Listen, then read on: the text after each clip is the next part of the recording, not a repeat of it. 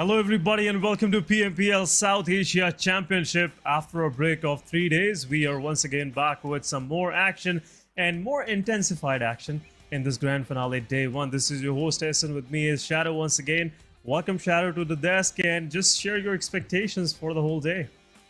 Well, I'm expecting a lot of action because certainly the teams, they are going to deliver the best of the performance. In the previous rounds we did saw few of the teams were hiding those strategies, but now it's the time for that championship trophy. So they're not going to hide, they're not going to shy away from the fight. So it's going to be a fun day.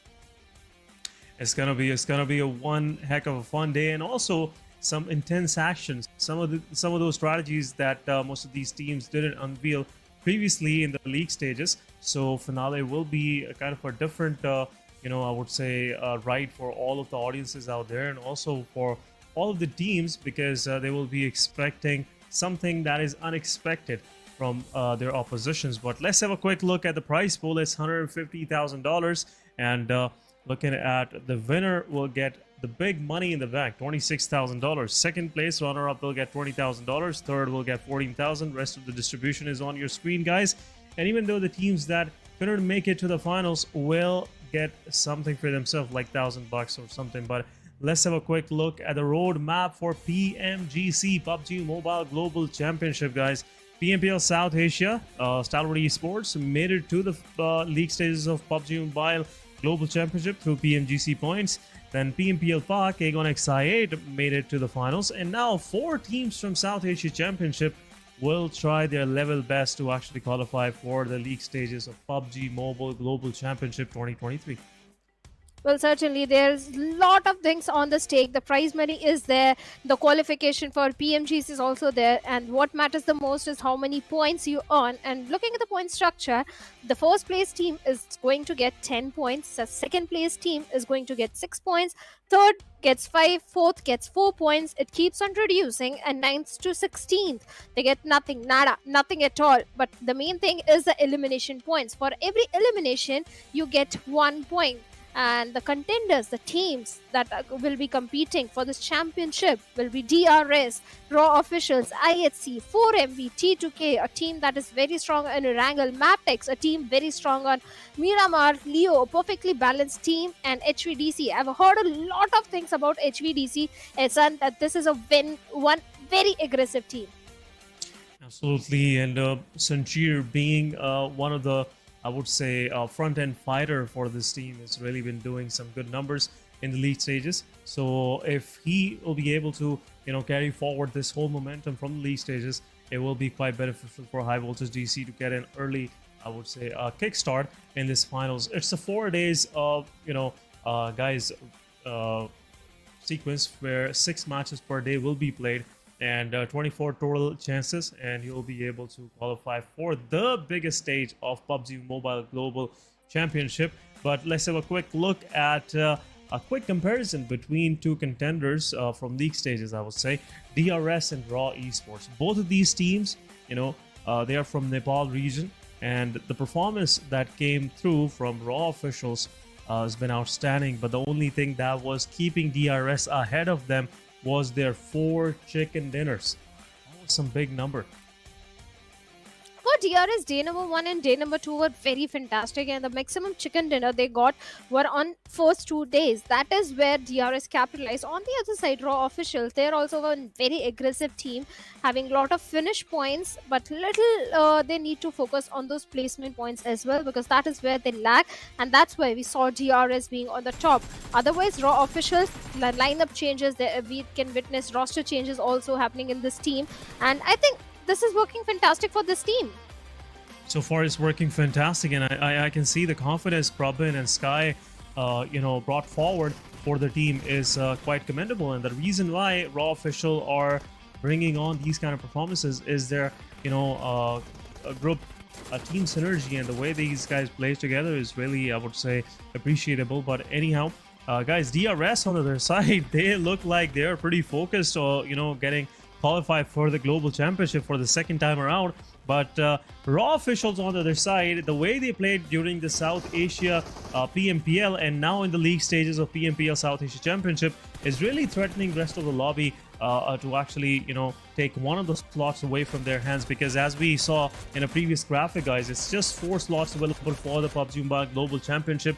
So you have to make it to the top 4 at least to, make sure that you qualify there and enjoy that global stage where everything is on stake. Your pride is on stake, your region's pride, and at the same time you are in front of the whole PUBG Mobile Global Esports fan base, because they are really looking forward what you bring onto that competition. So you have to be prepared, and at the same time you have to show your skill there, because at the end of the day it's all about getting renown on the global stage. Well, definitely everyone wants to perform at the global stage, but comparing the stats of 4MV and EGONXI8, 4MV definitely a Mongolian team. They have been having a fantastic run in the spring season as well. This time also the stats look pretty better as compared to EGONXI8, because the elimination points, the finish points, everything was perfect for 4MV. One thing that makes this team very strong, is their usage of utilities. The way this team uses their grenades, molotovs, every time the perfect projectile is there. That is something very strong about 4MV. On the other side, EGONXI8, a team that qualified from the Pakistan region, known for their aggression, and mind you, they both share the same drop location in the map of Erangel. Yeah, they do, and it's been kind of a back and forth happening between both these teams, and still the plan back home and also fans in Mongolia are looking forward to this fight in the finales as well. We'll see which team will put their qualification on stake right now, because EGONXI, they're already qualified. They are pretty much playing for a good position in a prize pool. But looking at 4MV situation, they've been dominating throughout this season, and if they miss out a chance to qualify for the global championship just because they were taking early on fights with EGONXI8, it will be quite, I would say, devastating to their fan base, to themselves as well. So 4 Miracle Wives have to be more careful in this regard. But 4 Miracle Wives, the way they are moving through, they're running through the teams, it looks like they're not going to back off from this fight. I don't think 4MV or EGONXI8, either of these teams are going to take any sort of unnecessary risk. Day 1, maybe, but day number 2, I don't think they will, unless they are at a spot or they have so many points in their hands that even if they have a very bad day, they're still for sure in top 4. So yeah, both these teams are going to be very careful, because like you mentioned, they have to focus on the qualification for GC, for PMGC, rather than beating each other and taking those drop clashes. So let's see if EGONXI8 or 4MV, are they going to change their drop location, or how they are going to avoid those early clashes. Those early clashes, they could be a reason of getting some early momentum, and it could be a reason, making your whole day overall pretty wrecked, I would say, because if you don't get some early good matches for yourself, some of these teams, they tend to not gain the momentum midway, through the competition throughout the day. So it could be detrimental for MV. But EGONXI8 on the other side, in recent times, they never shy away from these kind of fights. Yeah, they might come with a different strategy. They wouldn't, take this fight heads on, but would like to just, hit 4MV again and again from different angles, and make their matches even difficult. If you're taking an early on fight and losing 3 of your players in the process, it's definitely gonna hurt you, because you just got 4 points. That's pretty much it. But let's have a quick look at the schedule, guys. We have match number 1 starting from Erangel, moving toward Miramar, then Erangel, and we will have a slight touch of Sanhok, and then Miramar, and last one will be Erangel. So 3 Erangels, 2 Miramars, and 1 Sanhok for our day. And Sanhok is pretty down the road, a 4th match of the day. So it's not a big problem. Most of these teams cannot give this excuse that they couldn't get the right momentum early on. So Sanhok is there right in between, just like as a snack, midday snack. But overall, it's a pretty set schedule, Robin. Well, it is definitely. Sanhok is going to give them the aggression that they need, because after Erangel, they would be expecting things to slow down a little bit. And Sanhok, being the fast paced map, gives them the energy and the boost again, because they have to focus on the elimination points. And talking about Sanhok, DRS is one of the team that kind of owns Sanhok. The way they play Sanhok, I think, I should say it. DRS, they completely own it. Sanhok. They do, and right now I'm really liking that aggressive DRS. It's been a while we have seen them playing like this, and especially Killer Whitey. This guy is in Yeah. a different godly touch so far in this whole PMPL South Asia, and also in this PMPL South Asia Championship. So I'm really looking forward how DRS gonna use their resource. I mean to say Killer YT in these 4 days, because this guy could be their golden ticket toward PUBG Mobile Global Championship for the second time around, and I'm really looking forward to it, because DRS, they are the pride of Nepal region, they are the pride of South Asia region, and the way they've been playing, especially in the league stages, I have high expectations from them throughout this finals. I have high expectations from Raw Esports as well, because the way this team plays, it's also very fantastic. They play as a unit. For DRS, DRS is more of a tactical team that keeps a perfect balance between the aggression, and they know when to hold the fight, when to approach the fight. On the other side, Raw Esports, they're a complete aggressive team.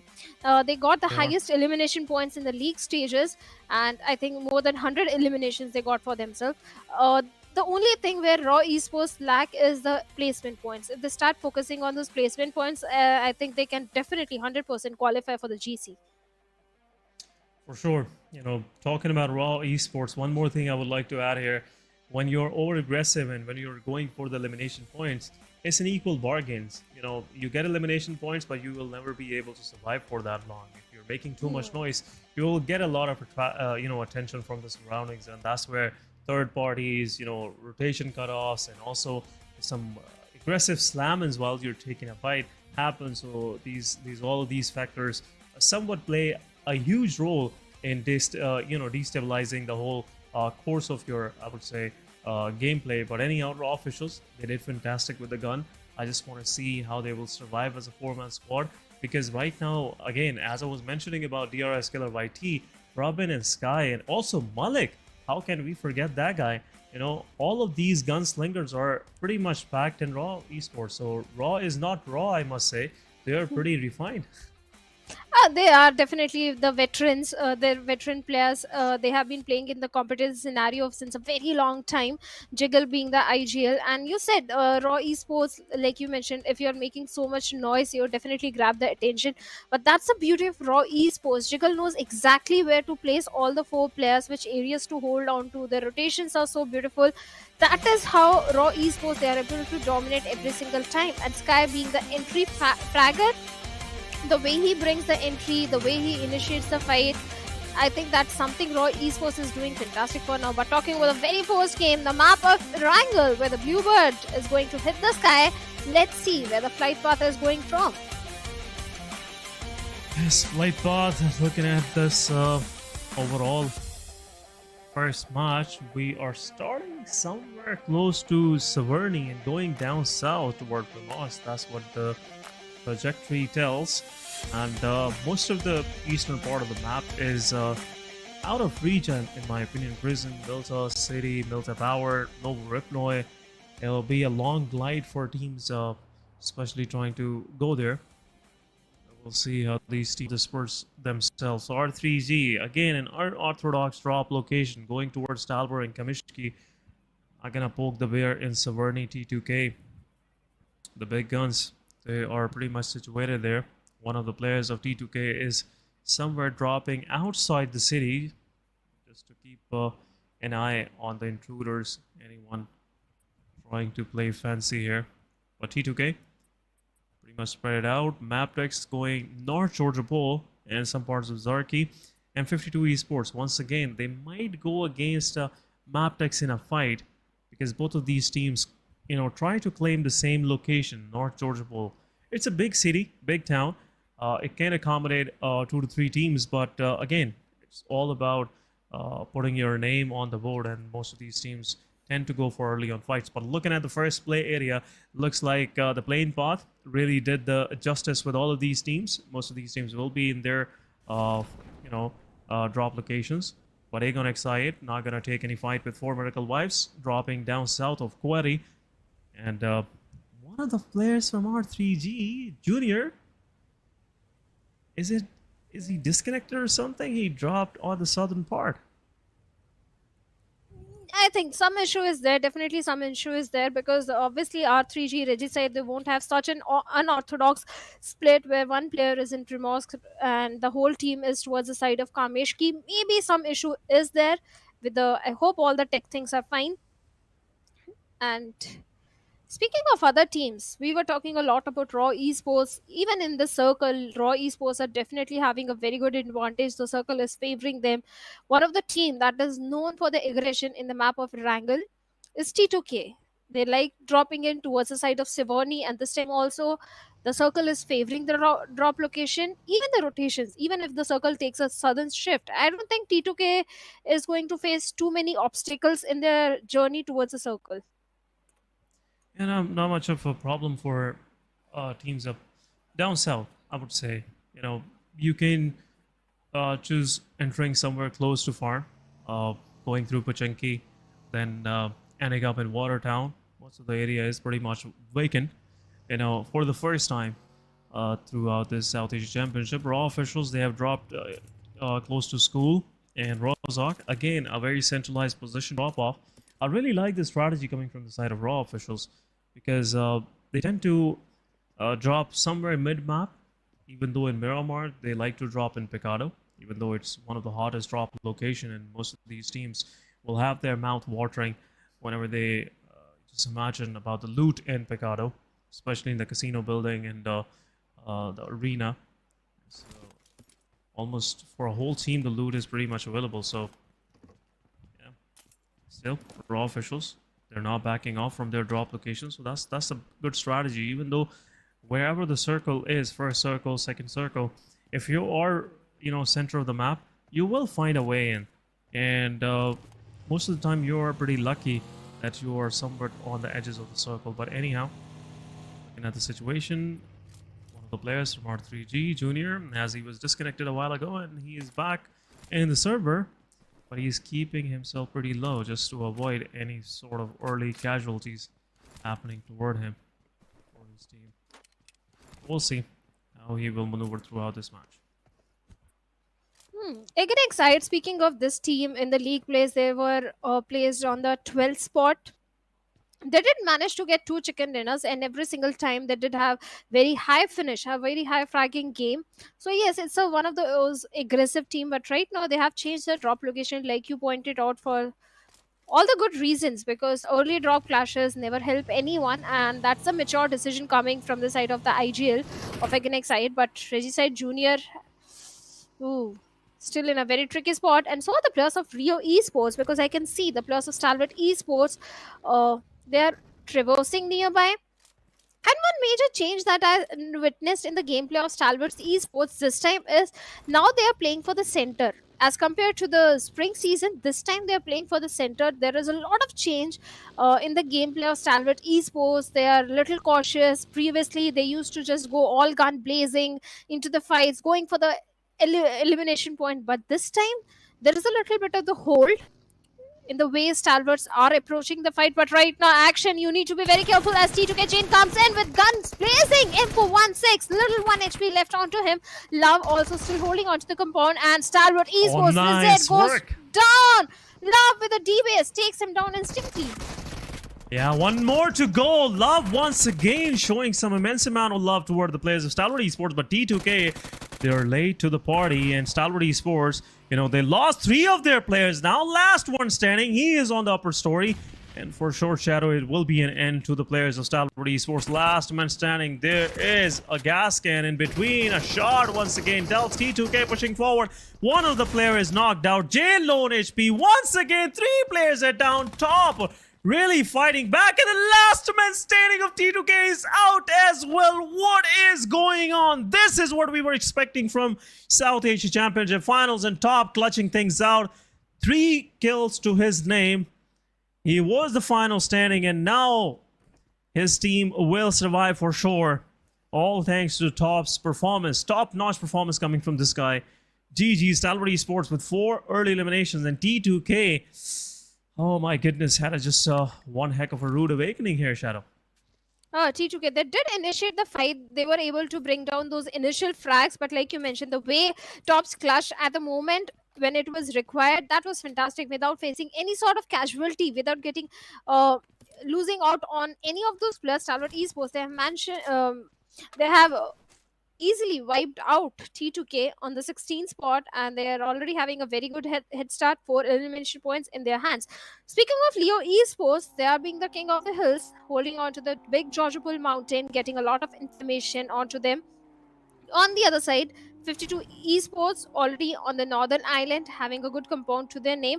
Even 52 Esports also, in the league place, didn't have the fantastic run as we were expecting. They were placed on the 14th spot with 70 points. So I hope this time things have changed, because one player from the side of 52 Esports always is the last guy standing. He just needs a backup of his teammates. He does. That's been kind of, I would say, a situation for these guys. But overall, 52 Esports, this time around the hopes are high. They have traveled to Malaysia just to have a better connectivity, and we'll see how they will perform in this South Asia Championship Finals. Right now, what we just witnessed, I'm still trying to gather my thoughts around that, where T2K, they had 3 of the players from Stalwart Esports down with the shotguns, and one guy with his AR just confirmed all 3. Nice work done by Top CZ. Stalwart Esports, now we can see they are in that touch that everyone was expecting from them for this South Asia Championship Finals. We'll see how they will continue this momentum. But on our screen we have another Rising Stars from Pakistan region, 7th Element. And pretty good. Actually, have been on a watch out for these guys, the way they performed during PMPL Pakistan. No, not a dream run for them so far in the South Asia Championship. And we'll see how they gonna take care of this matter. But Circle's shift, Shadow. Circle has shifted even down south, and I was expecting something close to shooting range or something, but now it's going toward ruins. But in the kill feed, IHC takes one of the players down. The star player from Stalwart Esports, Top ZZ, is knocked out. Well, Stalwarts were trying to move inside the circle from the northwestern side. That is where the players of IHC are also there. And Tops, well, he was taken down during the rotation. Now Stalwarts are left with only 3 players. Let's see how NZ is going to retaliate, as the players of IHC, they are not engaging in a fight. After getting 1 elimination points, they are already rotating away and backing off from that fight. A good decision on their part, because they are not in the best of the spot. But look at the flank angle that has been created by Godless over there. With those mini tap shots, he's able to take hefty HP out of one player of Stalwarts, and that was IC.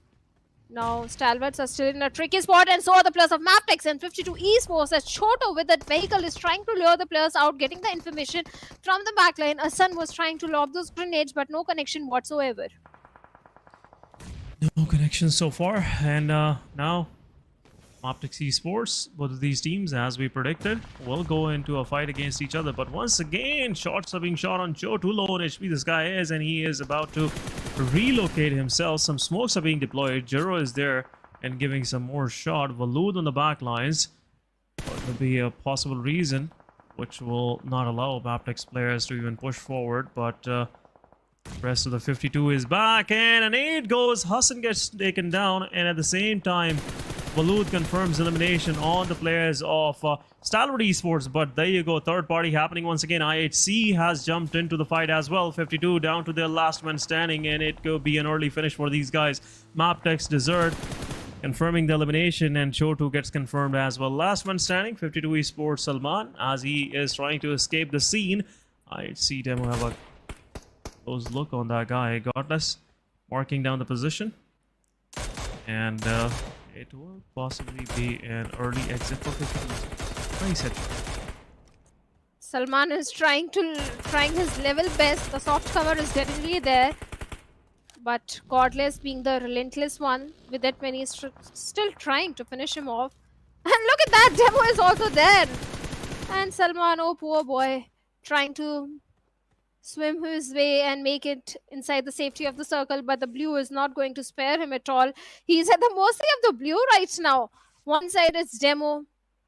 Oh, 52 Esports. I don't think they can make it inside the safety of the circle. They can survive. It's almost the end for them, because even if Salman makes it on the other side, Alex is waiting for him. Look at the position of IHC Alex. Yeah, it's a difficult, situation for him to take care of. But blue zone is there as well, so there is a slight chance IHC might leave him alone. But as he is in the water, someone have to wait on the shorelines with the towel. So yeah, Alex is there waiting anxiously for this guy to step out, and so we can give him a quick rinse, But anyhow, IHC, they have backed off. They have realized might be someone else, and this time pull up on their back, so it will be a difficult situation for them as well. But rest of the teams, as I can see, are now gathering toward the center, and it is somewhere around close to the southern side of Watertown. But Aegon XI, they are being pushed by IHC. One of the players knocked out. As the guy was isolated, IQ will get flushed out, and Aegon is down to 3-man Ordeon. I love the way how IHC is approaching this game. The minute they find a knock or a confirmation onto a single player, they rotate away and they prioritize the circle. They have one of the good spot inside the circle right now. They are playing edge to edge. And speaking of other team, DRS, they are on the complete eastern end of the circle, and pretty much clear pathway they are going to find for themselves. But right now in ruins, things are heating up as Stalwarts, IHC, XIA, 3 teams are holding onto the territory, where XIA, they do have a position advantage, but not so much. Alex with that M416 is still trying to pep a few bullets in their direction. And I can see the players of Mabetex also in the close proximity. So this area is pretty much congested. On the other side, eastern end is entirely in the control of DRS. Yep, eastern side. DRS is the only one there. They rotated late, and now they have the total control of southern part of Rozhok. R3G could possibly be their next target. But right in the center, we can see raw officials, and they could possibly be favored by this next circle shift, as they are now. Circle has shifted up north, and raw officials, Stalwart Esports, Aegon XI, 4 of these teams, including 7th Element, they are inside this third phase. Not to worry about anything, but right now IHC still eyeing for rest of the 3 players. Strategy might come toward the players of Aegon XI8 anytime soon. But look at that angle created by Demo, giving some damage to the players. Pollock getting a hefty amount of damage from that far at the same time. This location is compromised. It's on the edges, and most of these teams, Shadow, are on the northern edge.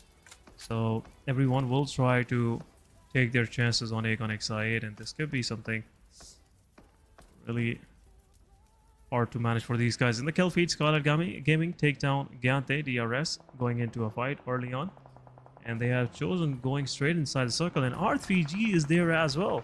So it's a 3-way fight happening on the eastern edge of this side. Yeah, all these 3 teams were trying to rotate from the eastern side, but at the southern side we have the players of 4MV and even the players of Magnus, and Doc with that M416 is trying to trace Malik, but Magnus, one player already down, is not in the best of the position out there. Quite open field, and Apex get the confirmation point onto Zibian. Now Magnus, they are left with only 3 players, and look at Malik, oh poor boy, his vehicle is about to explode. But somehow they make it to the safety. Trollin with those grenades is still trying to find some opening. And even the players of DRS, they have charged onto the compound of Raw Esports, where Jiggle with those grenades is trying to find some connection and some opening. Yeah, but so far no connections fine. But in the kill feed, Play Zone takes down the knocked player of R3G. Roshan is knocked out. DRS, they are pushing.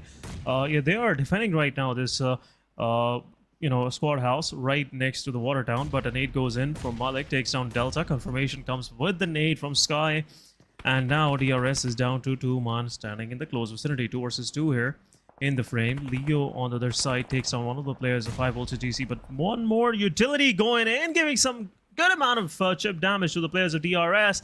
But meanwhile, 52 Esports Salman, he drowns out in the water, and 52 has an early exit on 15th spot. But some more utility being thrown by these guys. 4 versus 2 it is for Raw officials.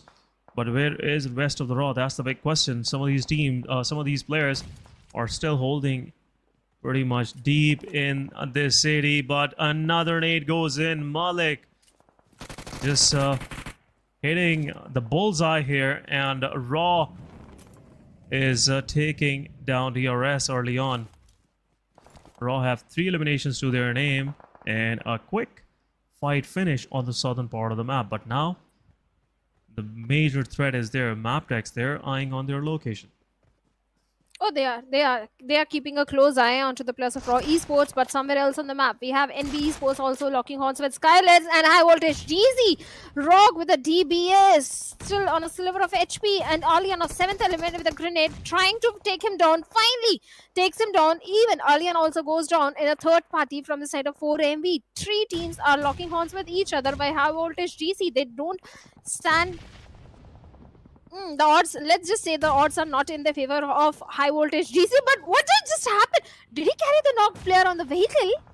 Yes, he did. It's a new update, guys. If you haven't checked it out in games, go check it out. You can take your knock players with you on the vehicle, and for sure, this is quite helpful to escape any scenes where you feel like you're outnumbered already. So yeah. That's the option right there. But 7th element right now, they are in the dead center. Everyone is surrounding them right now. This could be quite overwhelming for them to take care of, but Raw officials taking another fight, knocking one of the players of Mabetex down. Mabetex pretty much stuck inside this water area, but Malik, before finishing things off, just making sure no one is there to cover the player. But now Leo's position is revealed. Probin is pretty close by, and Leo is in a utility range, in my opinion. And Esports might get one more player's knock out once again, but right now Mabetex is pretty much cornered. Shadow and I don't think so they will be able to escape this midst of Water Town. The problem with Water City is your speed. Your walking speed is pretty much slowed down. You can't go for those flank angles. It's very hard to take those 4v4 fights in the Water City. At the same time, there are so many chances of a third party happening because of the ridges that surround the Water City. Any team can come in and chime in and do a third party. But for now, Malik with the UMP45 is trying to pep a few bullets towards the side of Zero, but he's the one getting his HP taken out because of Probin. Probin having a good flank angle, but now his position has been compromised. Good cover fire was provided by his teammates. Otherwise, Probin could have been taken out pretty easily by Wally over there. On the other end of the map, we have IHC Godless also being taken down. So many fights are breaking out on the northern end and the western side of the map, where 3 teams, Leo Esports, Magnus, High Voltage GC, 7th element, they all are locking horns. Even Stalwart IC with a grenade gets a confirmation point, and looks like Magnus Esports, they have been wiped out. Yeah, Magnus Esports could be the last man standing, but Fenny jumps in and confirms the elimination. Magnus Esports, last man standing it is. Alex is there, some shots being shot, but Fenny, my goodness, Aegon X8 with the utility will confirm the elimination on Fenny. Last man standing Alex's was, and it will also get confirmed. R3G in the close vicinity, some nades are being thrown as well, and this could be a possible wipe out for R3G as well. Waz and Noki, 2 players standing, some players stepping out in the open. Malik from the off angle taking care of 1 player, but at the same time R3G gets punished out, and last man of Aegon is also in the open. A free kill to grab, and the team Raw officials will do so, and Aegon X8 getting eliminated on 9th spot with only 4 eliminations to their name. But Mabetex, they can seize on this opportunity where Raw officials, They are pretty much focused toward another side. That's where they will be able to, pressure onto the players of Raw Officials. But High Voltage DC getting eliminated. 4MV getting confirmed. Leo on the backside, backstabbing the players of 4MV as they were pretty much out in the open. And one player of 4MV is in the backline as spray goes in, but 4MV Dog still somewhat manages to knock the player out. And now last man standing of 4MV will be run over by this player, but he pushes in and exits the vehicle at the wrong time. And another confirmation onto the players of Leo. Leo losing players, right, left, and center. And this is not going good for these guys. Last man standing of 4MV still fighting back. And Leo have no answer for this aggression. Another health kit will be popped up and Doc will reposition himself. And as he is about to reposition himself, toward this backline of this ridge, for sure he will open himself up to the players of 7th Element. But in the play zone, some casualties still happening. Problem as these guys are just finishing off with the last man standing of Mabetex as he is roaming around this location. But some shotgun once again right onto the head, and Team Raw Officials, after getting one of their players knocked out, will finish out Mabetex. They have some good numbers of elimination now in their backpack, Shadow. Oh, certainly they do have. In NBeSports, even they do have a good position, but not too many finish points for themselves. And Akaze still trying to find few players. SKYLIGHTZ Gaming right in front of them. Leo Esports Liquid in a close frontal battle with a player of 4MV Dog. Finally, he goes down, and with that 4MV, they have been eliminated. But Dog did put up a very good fight against Leo Esports. And even on the northern end, Raw Esports, they are having a huge split between the players, which might not work in their favor. One of the players, Sky, is in such a close proximity to the players of SKYLIGHTZ Gaming that if SKYLIGHTZ charge in, he will be taken out from the lobby pretty easily. Now 5 teams left, with Raw Officials having the highest 10 defeat points like you mentioned. But still I'm worried about Sky. Yeah, he is somewhat on the back, and might have to deal with the whole squad of SKYLIGHTZ Gaming. SKYLIGHTZ Gaming, once they have just cleared out their part of the map, now the whole northeastern side is under their control, but a dropping amongst this chaos.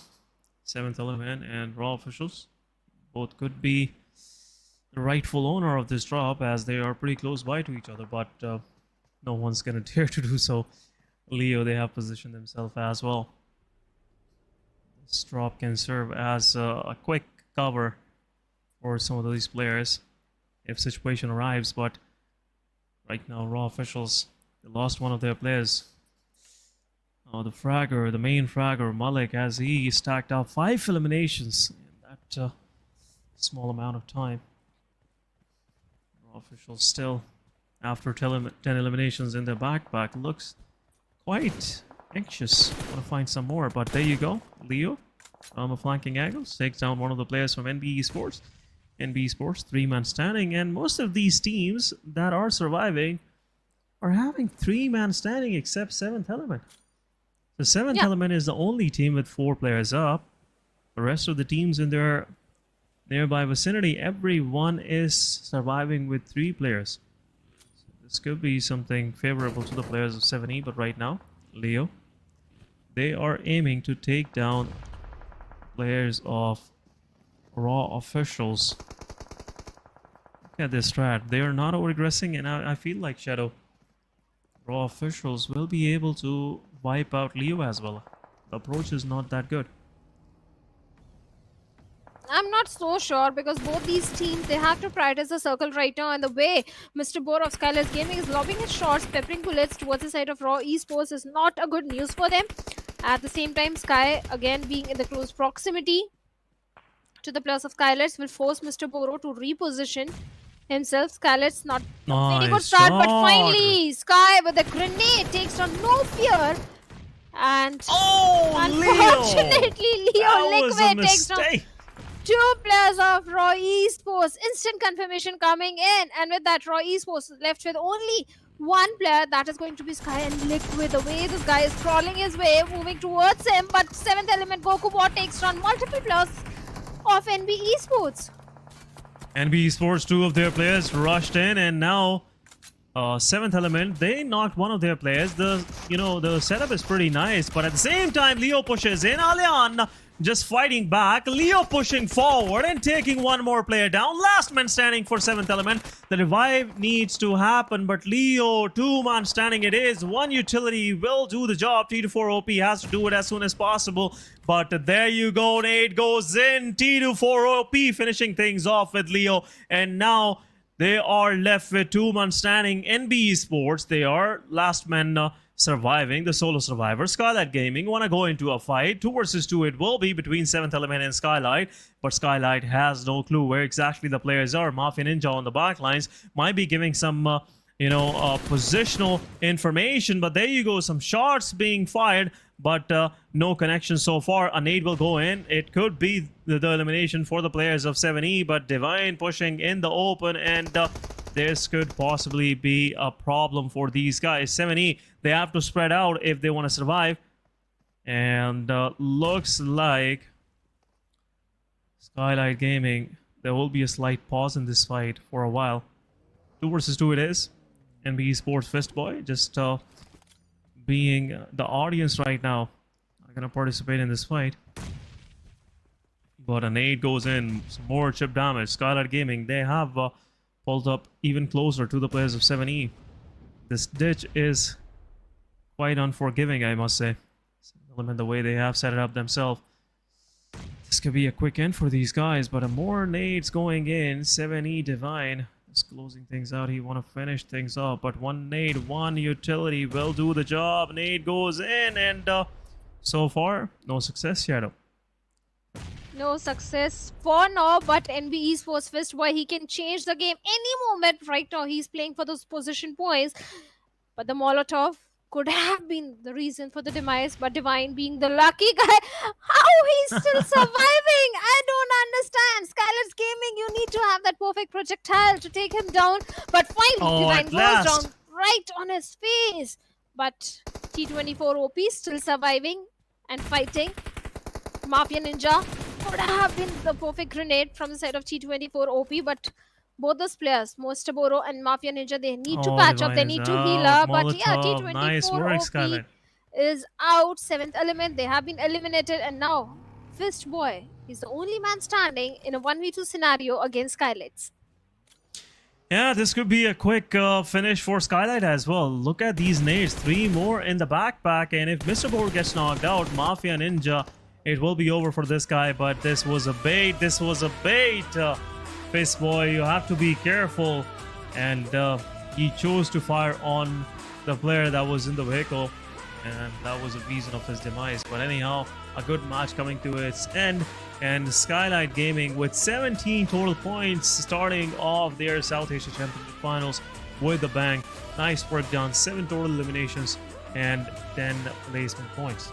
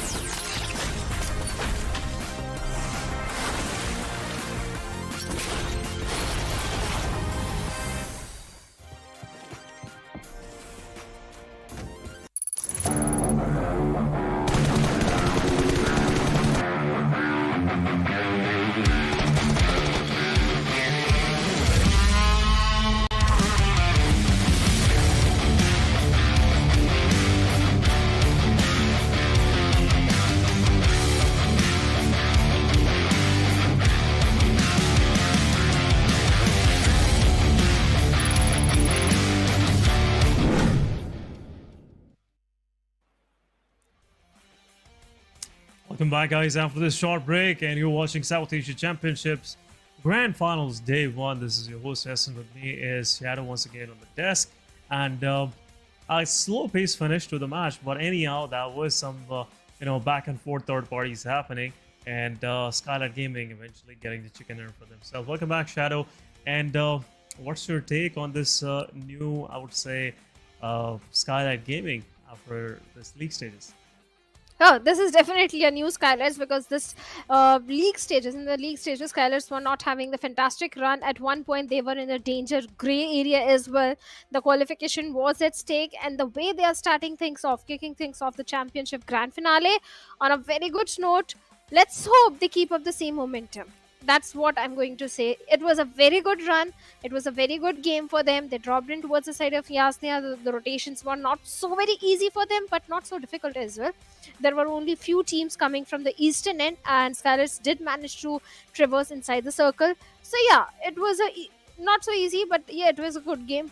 But I want consistency. That's what the key is.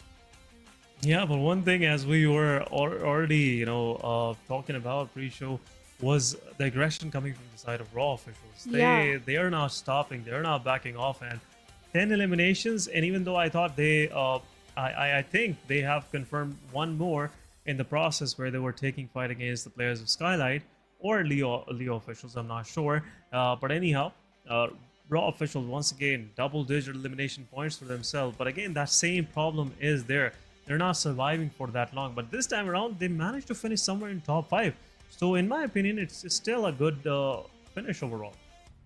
Yeah, it was a good game for the players of Raw Esports, and I won't be surprised if Raw Esports are somewhere on the first or the second spot in the game because of those elimination points. Even the synergy was point perfect. Like I was talking about, the IGL knows where to place the players every single time. And if you remember this fight that was breaking out, that was happening in Water City against Mabetex, Prabeen was trying to cross an open area. The perfect cover fire that was provided by the remaining 3 players of Raw Esports forced Valley to reposition himself and provided a safe cover for his teammate Prabeen. So Raw Esports, they're doing everything correct, I think. Yeah, right now, so far, some of these things still need to be fixed. But overall, the outlook is pretty nice for Raw officials, I must say. The way they are performing and the way these players are confirming eliminations. But to my surprise, MVP Sky, not Malik, I'm pretty sure is because of his survival and damage for eliminations for Sky. And 25 minutes of survival, almost close to 700 plus damage. So that's a good number. Well, let's have a quick look at the players in focus. We have Mafia Ninja with 5 eliminations, 445 damage. Then we have Malik with 5 eliminations, 500 plus damage.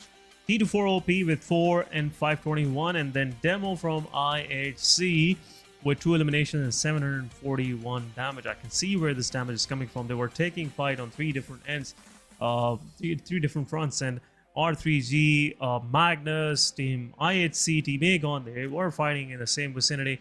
So, IHC was stacking up some good damage numbers, but elimination points were not there. My summary: Mafia Ninja with highest eliminations, highest damage goes to Demo, highest assist goes to Leo Slipknot. Once again, this guy is making his name, no matter what kind of performance his team pulls off, he somewhat managed to sneak in to the match summary or maybe players in focus. But highest healing done was by Talk 922, as he was the solo survivor in that fight against Leo Esports. So again, I would say the start is as we expected. Not big numbers coming from even a single team. Every team tried their best, and the max any team could get was 10 eliminations, and that was 11 to be precise by Raw officials. Every other team, they were just 4, 5, 8, 7, 9, something like that, and that's been the story overall.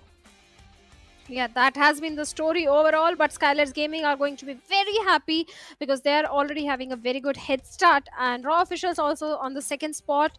Leo Esports 13 points, 7th element. All those teams that were lacking behind in the league plays, this time they are having a very good head start. But for MV with only 5 points, Stalwart also only 5 points, no placement points at all. Again, XI8 also still relying on those aggression. The placement points are lacking. But now it's time for Miramar, the deserty field where sniper, or should I just call it Sniper's Paradise? By the way, son, do you like Sniper?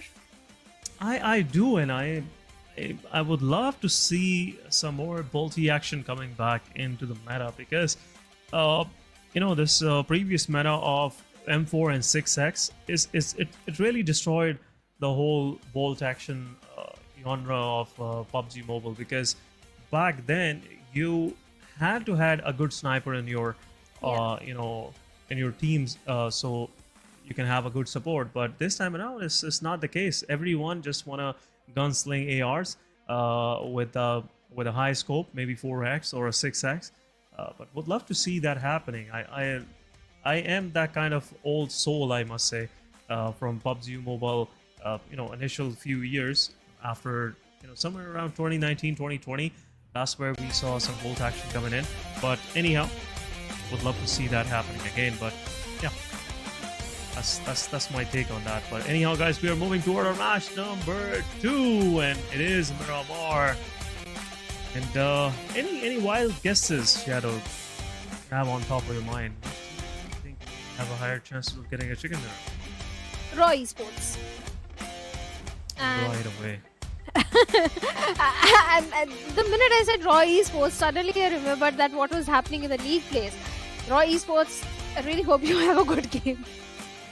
I don't want to jinx anyone, but what about you? Yeah, but what about you? Which team you think is going to take this one? I think this is a 4MV's match. I think that's my wild opinion, but it looks like 4MV, the kind of beating they experienced in the previous match, they're gonna come back strong, and 4MV could possibly be the contender that will eventually get this win a chicken dinner for themselves. Hopes are high. We'll see if Mabetex will be able to do so as well. In recent times, you know, I was watching some of the practice matches of these teams. They've been really, you know, gunning down their opponents in Miramar, and the Miramar been a safe, I would say, a good breeding ground for elimination points for these teams. You know, if I name some of these, I feel like I see they're pretty strong on Miramar. Stalwart Esports, they're pretty strong on Miramar, and same goes for Mabetex and 4MV. So I'm really looking forward to 4MV winning this one. But this time around, Circle is pretty much favoring once again to the plane line. Not much of the difficulty happening to the team, but most of these teams are already situated in there.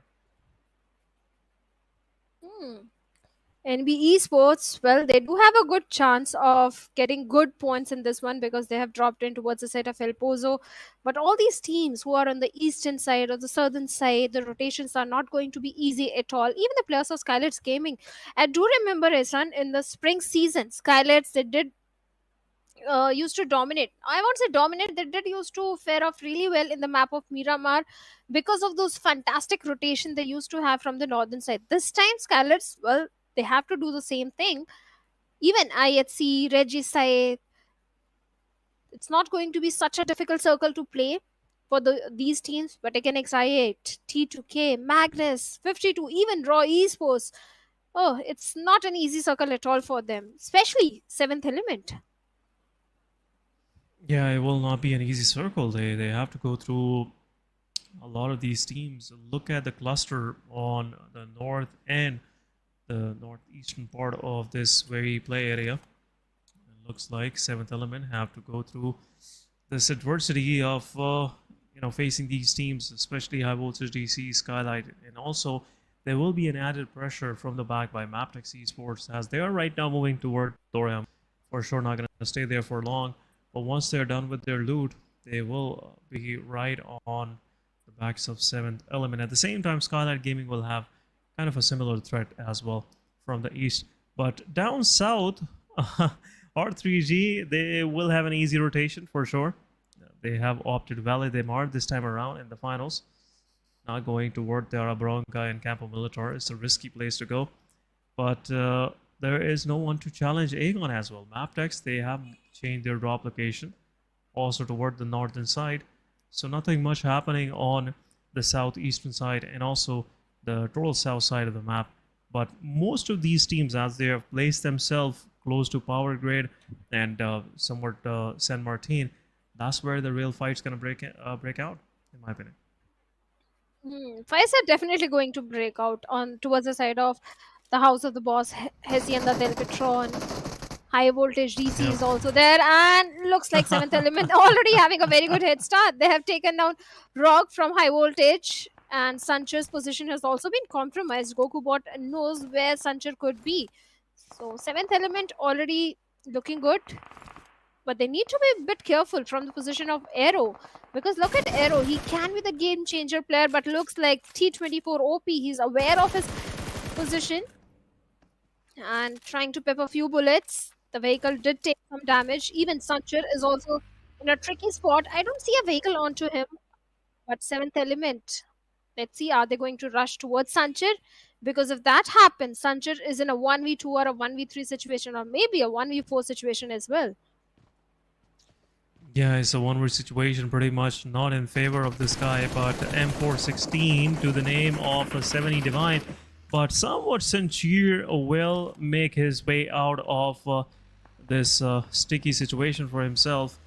But rest of the 7th element, they cannot afford any of these mistakes happening. But there you go, Sanchar fights back, shots back, and takes some damage, and also knocks one of the players down on 7th element. And now 7th element have to revive this player. Will buy some time for high voltage to reposition. And now high voltage being extra careful as they already lost one of their player. So they cannot afford one more casualty happening this early. Which is still a 3 versus 4 Shadow, and I don't think so high voltage in any way have advantage onto the players of 7E. All of the players from 7th element, they are pretty close to each other. And now looks like 7th element is somewhat interested of repositioning themselves. One minivan, you know, pretty much enough for the whole squad.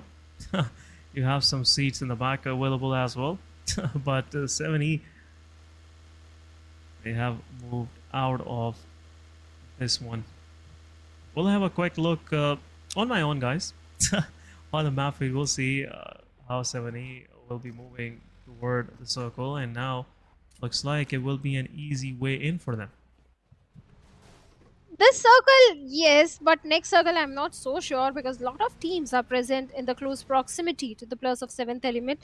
Speaking of Magnus, well, they're coming from the side of Junkyard.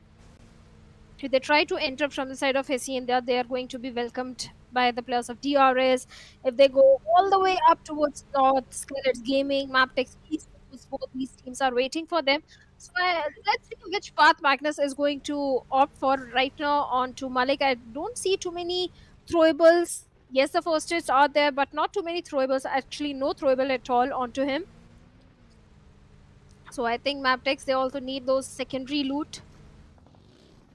But talking about other team that is still in a very good position are going to the players of 4B, because all these teams are present on the northern end and eastern end.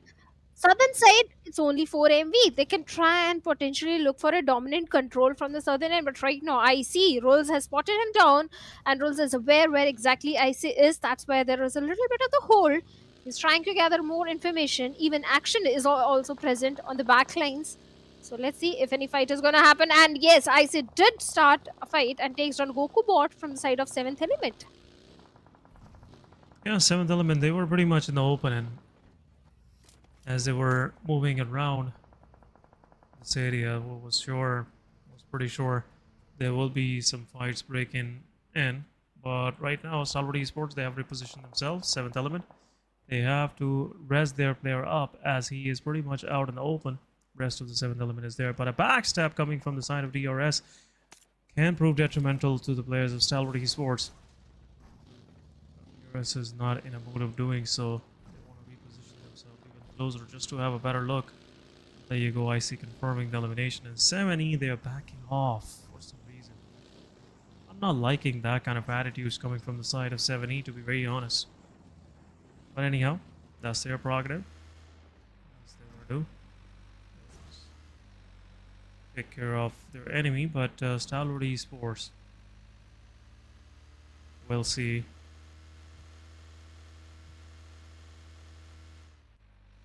They're gonna reposition themselves now. Circle has shifted even down south toward the western edge of the circle, and now Rules OG is there giving some shots onto the vehicle, and it has already drawn a lot of attention of this team. It has. DRS Rules Being the king of the hill, Stalwarts, they need to be careful. They need to have a hard cover for themselves. Otherwise, rules with this mini tap-tap shot is definitely going to punish them. On the other side of the map, we have IHC also locking horns. I believe with the plus of, I think, 52 Esports. Actually, not 52 Esports. IHC did manage to find one knock. Let's see if they can find the confirmation point as well. Mondo and Alex both in a grenade battle. No connection whatsoever, but Mondo comes in very aggressive, takes down Alex. But Alex, primitive grenade, takes down Mondo as well. And oh goodness, let's see if any revival is going to come in. Because from the backline, Sek is still trying to pin down Godless over there as his teammate is looking for a revival. Alex still begging for help, and Fistboy comes in with that Vector and takes him down, gets the confirmation point, and easy revival for Mondo as well. A quick revival coming for Mondo as he was pretty much stuck in the open. But IHC Zeus, his position is already revealed. Sekugen prepared with a utility. And not a good angle on the players of IHC Zeus as he was trying to just cross his way from one to the second location. But Noki taking down Godless in the meanwhile. IHC, they are getting a lot of damage from two different teams. NBeSports and R3G, they're just ganging upon these guys right now. I'm not, happy for IHC. But anyhow, that's the part of the game. Fistboy confirming Godless as well. R3G's elimination is stolen. And now Zol will also bleed out. 3 quick elimination for NBeSports, and IHC is down to the last one standing. But at the same time, R3G, they didn't like that stealing, and they knocked one of the players down. But what a shot coming from the side of Akaz. R3G Noki wasn't expecting that coming his way, and also that quick. For sure, it will rattle his confidence a little bit. But Akaz, what a shot that was. Mono once again stuck in the same situation where he needs a revival for the second time around. Yeah, he's definitely begging for help, but I don't see any help coming in for him anytime soon because Regicide is also there. It's not going to be an easy revival at all. Regicide, they're playing edge to edge, and that's a good strategy for them because Regicide, not a very good league play outing for them, so they're being a little cautious, going for those position points. Another teams again showing good rotation, but Nice right now work, Leo Salman. Esports Nova X has been taken out by Salman. Instant confirmation coming in, but a vehicle run over and Walu also goes down. 52 Esports are also in the receiving end, but in the close frontal battle, Salman takes one more Nice hit down. work. Liquid that is going to be, but Nice Salman also try, goes down Salman. to the hands of Slipknot over there, and Salman, he was pulling off some great moves, but finally he's down. Yeah, Chodu is there for rescue, and Leo left with only 2 players. Chodu is there in the back lines, but at the kill feed, Stalwart Esports taking some, action onto the players of T2K. But now 52 Esports, they need their players to be rezzed up. But Magnus Esports comes in as well, and they confirm the elimination. Chodu taking down Yetauta, and 52 Esports confirming all of the players. Fenny finishing the last one standing. Leo, Slipknot, and now Magnus. They want some more. They have already tasted what's being served, and now 52 Esports could be in a immense amount of problem. There you go. Drawling taking down one of the players. Beyond taking down Valu, that Shodu was trying to escape. Drawling taking down Shodu as well, and now 52 Esports left with nothing. It's Hassan, the last one standing, and Hassan won't be able to survive in front of this aggression coming from the side of MGS. 3 eliminations already to the name of Magnus Esports, and Drawling even pushing forward. This guy is IGL or the Fragger? I'm still curious to know, but now Magnus Esports finishing things off, and on 14th spot, 52 Esports, they have to deal with another early exit, and 52 losing all of their players in the process. But in the kill feed, it's not stopping. Team R3G, DRS, NBeSports, all in one place, just trying to, poke each other. And looks like R3G is winning in this very moment. They have knocked one more player once again. Yeah, they have. Reggie said they are safe, but on the northern air, we have the players of Mabetex, DRS, where SKYLIGHTZ is also present as Giro is trying to make his move inside the safety of the circle. DRS again playing edge to edge, but from backlines, I can see one player over there, and that was high voltage GC Aero. Instant confirmation coming on to killer YT of DRS. Now DRS left with only 3 players, but the circle takes a little bit of the southern shift, where the players of 4MV, Aganex I8, they are going to find themselves in the best of the spot, even Raw Esports. But right now, Demo having the perfect angle and line of sight. Oh my goodness! How did Demo miss those shots? How can he miss those shots? Giro finally takes him down. Oh and my god! with that, Mabetex Esports still surviving. What was that? What was that, Shadow? The question is not how he missed the shots. The question is how Giro landed those shots, as he was the one getting connected first. But outstanding work coming from this guy. But anyhow, that happiness was not that long lasting. It just right away finished, as Uzum confirmed the final one for Mabetex as well. And Aegon Excite confirming these. But look at 4MV, they're still surviving up north. And now 4MV, they're just eyeing for some more frag points for themselves, confirming one onto the players of Raw Officials. Raw Officials down to 3-man standing. But at the same location, we are seeing 2 to 3 different teams. They're trying to make their way in. What a shot coming from the side of 4MV's Apex. Landing a headshot from this far.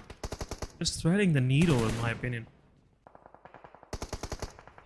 Related shots onto the players of SKYLIGHTZ Gaming. And now everyone wants to be in Montenuevo.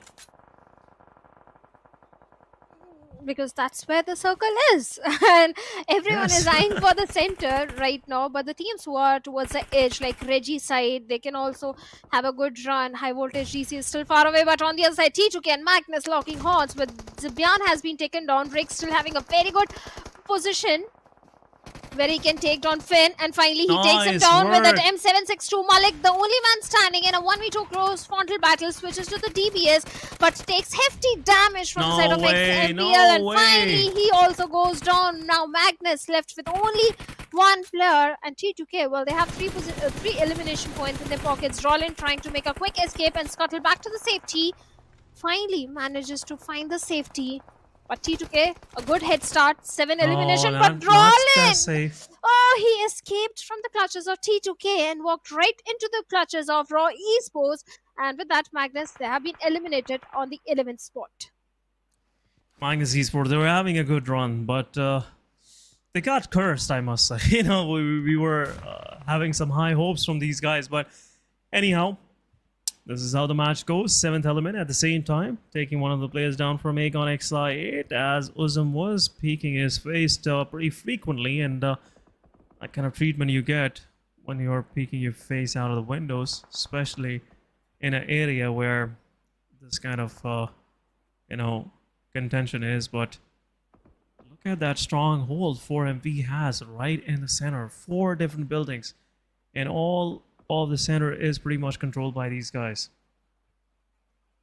But everyone, they have found, you know, some place for themselves. But oh, the space control 4MV has, this can really help them to actually have more control in the later stages of the game as well. But we'll see which side the circle gonna shift. Circle shifted toward Montenuevo once again. Could be a possible urban finish, but look at 4MV. They are just eyeing on their surrounding, and right now, I don't think so, Shadow, that these guys are playing for the frag points. They're just playing for survival, and they are eyeing more on the chicken dinners and eyeing for the mistakes being committed by the teams in the surrounding, as they will be trying to make their way inside the circle. That's where 4MV will be able to capitalize, but 4MV still, the major threat is on their back, on up high rise. And that's where 4MV will possibly get punished from. The rest of the things are pretty much under their control. Noki. of Regicide, well, he has been spotted on with a plus of 4 MV Baron. Quite the optimistic one, trying to pep a few bullets towards Noki. But yeah, this is going to be a battle of the grenades. If it is going to be an urban final circle, and the team having the highest grenades, and we know how precise the grenades of 4MV are, so this could be a chicken dinner for the players of 4MV. If not a chicken dinner, a very high fragging game. High voltage DC Aero on the only man standing, Regicide still being away from all that congestion and all this commotion that is happening inside the city. Now Exide, speaking of this team, Esan, they do have a height and position advantage onto all these teams. Look at that draw. They can gather all the information and lot of intel. Yeah, intel is there. They can see everyone from up that high. That's the possible threat I was explaining about 4MV. As 4MV, if they take some casualties, or they will knock some of their players around them, around this complex that they have under control, once they will try to aggress onto them, yeah, that's where Exide will come and play, and it could be a possible threat for them. But so far, I don't think so 4MV has any threats.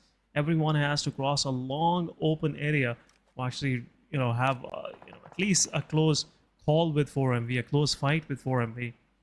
But overall, be pretty much in a safe space. No one is taking fights. That is quite, I would say, the reason that can build up some more anxiety in these players, because no shots being fired in the surrounding, except some spokes coming from the side of R3G as they are trying to find their next location where they will move, because they are on the edge of the circle and everyone is looking their way. Look at this. High voltage DC, their spread is pretty nice. One of the players, Arrow, is in the small shack. Rest of the team is even to the western part of the map. So if R3G pushes on to the two players of high voltage DC, they might have a slight chance of surviving. Otherwise, I don't think so R3G will have any easy way inside the circle. It's going to be difficult, but if they manage to... Actually, Aero is not the last man from the side of high voltage DC. Ruik is also there, but they are so far away from each other that I don't see them helping each other out if in case a knock comes in. And SKYLIGHTZ, they are very well aware of the position of the players of 4MV. I don't see too many fights breaking out in this circle as well, Ehsan, because all these teams are already inside the safety of the circle. No one is going to make any sort of blind rush. No one wants to take any sort of unnecessary risk. But on the other side, NBeSports, this boy finally finds an opening onto Vaz, instantly takes him down. Even Sancher also goes down from the side of high voltage DC. Look at this. Junior also goes down. The players are coming out in the open. What's the purpose of using smoke if they're not inside the smoke? That is what happened with the players of Regicide, and with that, in a matter of few seconds, the whole entirety of Regicide has been wiped out. That's what I was talking about. The moment they will try to get inside the circle, everyone will be shooting at them, and that's what we saw in the mini-map as well. You can see those bullet trails coming from every team. 4 Miracle Wives, NBeSports, SKYLIGHTZ Gaming. I don't think so. Anyone shied away from shooting their way, but anyhow, R3G, they are now a thing of past. But we are left with only top 18. 47 players are surviving. 4MV trying to find something onto the players of SKYLIGHTZ, and as the circle has already shifted, this circle is pretty much favoring toward the main city. Exide, they have to find their way in as well. The only way I can see for them is to push on to the players of 4MV, because there is no other way they can make their way inside the circle. But anyhow, it will be a stalemate for next few seconds as well, few minutes I would say, because everyone is in a space, in a safe compound, and no one is taking any sort of risks. 7th element in DRS could be the next possible fight. And also, NBeSports and Exide could be a possible next fight. That's in my opinion, but right now, looks like no one is interested to peek. No one wants to take any sort of risk. But looks like NBeSports SAC finally finds an opening, takes hefty HP out of one of the player of 7th element. Now NBeSports, yes, they do have a good compound to their name, but from the backlines against XIA, they also do have a good vision onto the players of NBs. So they have to be a little cautious, especially SAC. That's why SAC is guarding both angles. The next circle shift is going to be crucial one, because this time all the teams are not going to messing the circle. And let's see where the circle is going to go. Okay, a concentric shift coming in. 4MV being in the epicenter, Raw Esports on the periphery of the circle. Even the players of NBeSports do have a good position. But 4MV, they are in the prime spot, Ehsan, to get a winner chicken dinner for themselves. This is their game to lose. Yeah, no, this is their game to lose, and I think so. 4MV, the way they are pretty much situated inside the circle, yeah, it will be a difficult thing for them, even to control their surrounding, because they can get overwhelmed by 3 or 4 teams at the same time. SKYLIGHTZ Gaming, they might be eyeing to, get inside the circle. DRS also eyeing onto the position of 4MV. Aegon Excited, they have descended down as well. So this could be a possible fight between T2K and Aegon Excited. Blades gets knocked out in the process, but IQ right away trades it off. But example is there. T2K already have less of a man advantage, I must say. And both of these teams are going for the same location. But at the same time, Raw officials take down Aldean. Team 7th element dealing some casualties, and at the same time 4MV, one of their players get knocked out as well. DRS Kyante, as he was trying to aggress forward, gets knocked out. DRS is on verge of elimination as well. Aegon slowly and steadily making their way in, and now a well-coordinated push can come forward toward the side of T2K. It can. Again, XI8, they're not making any sort of blind rush. They have beautifully entered inside the safety of the circle, but DRS Delta gets taken down by the plays on, and Osmo also goes down through the hands of Baron or 4MV. This grenade can be very deadly, but Baron is not aware exactly where the players are. Even the players of Raw doing a third party where Apex gets taken down. Now 4MV, all they have to do is defend their compound. That's it. They have to show a little bit of the patience and just defend the compound, because they have the beautiful advantage, the most extreme advantage of the circle. On the other side, DRS, they have been eliminated with 4 elimination points. Apex getting the rescue mission. Even the players of DRS are also in a good spot. Not DRS, I'm sorry, Aegon XIA. DRS, they have been eliminated. Aegon XIA, they are in a good spot. Raw, finally, one more grenade comes in and Apex goes down again. Yeah, once again, they have to choose their battles wisely, because this is that phase where we'll see how good 4MV is on the defense, because mostly we have seen them being pretty offensive toward the players, and their offense is, I would say, the best so far in the Southeast Championship. But this time around, they've been challenged by these surrounding teams as everyone is trying to find their way in. But 7th element, as they were gatekeeping the players of SKYLIGHTZ Gaming, T24 OP took down 1, took down 2 players of SKYLIGHTZ, and Mr. Boru is the last one standing, and NBeSports will confirm those eliminations for sure. And the last one standing of SKYLIGHTZ, how was that possible?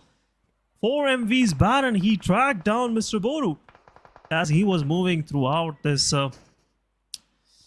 compound. But now 4MV, next thing they have to take care of is Aegon Excited, as they are now in the dead center. Aegon Excited is in a winning position. T24 OP gets knocked out once again. Akaz will confirm the elimination, and 7th element is just left with last man standing.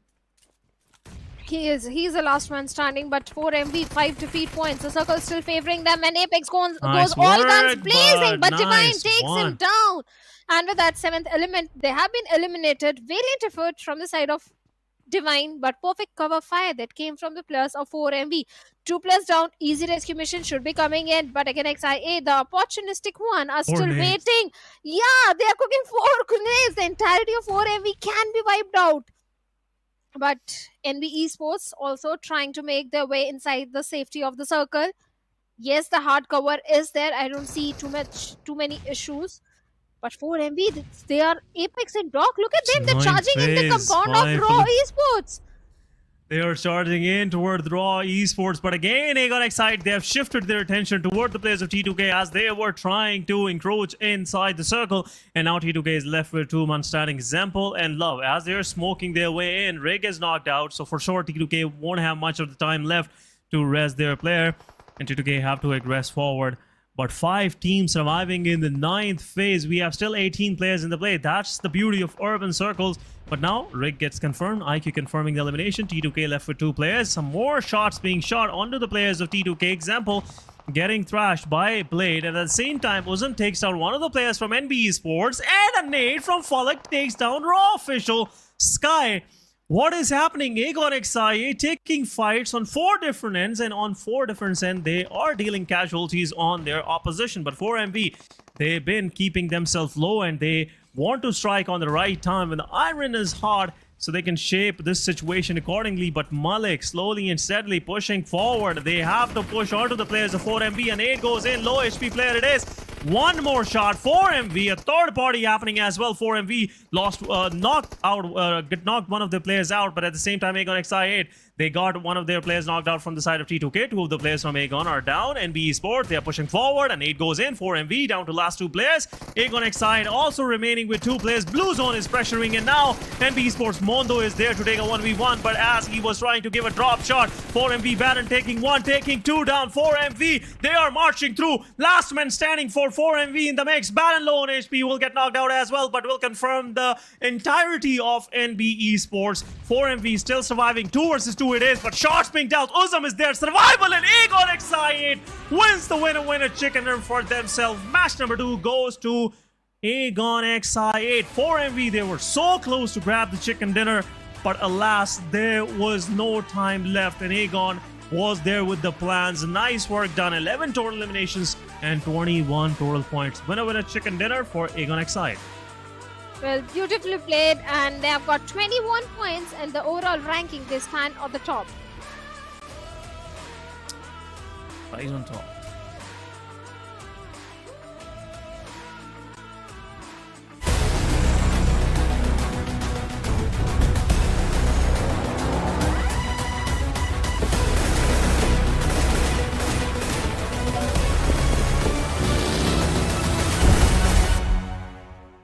In the new version, we've upgraded the security system. There are also some big updates to the real-time review system. Let's check them out. In this update, investigators can use the Eagle system to review suspicious players in real time during matches. Cheaters no longer have anywhere to hide as the investigators' vigilant eyes keep them at bay. If a player is caught violating the rules, investigators can report it in real time via the Eagle system.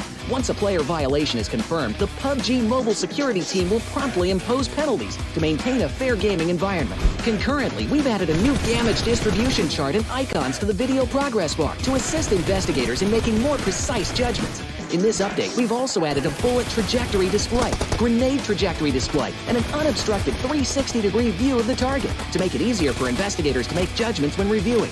If you have any questions about this update, please feel free to leave a comment. See you next time.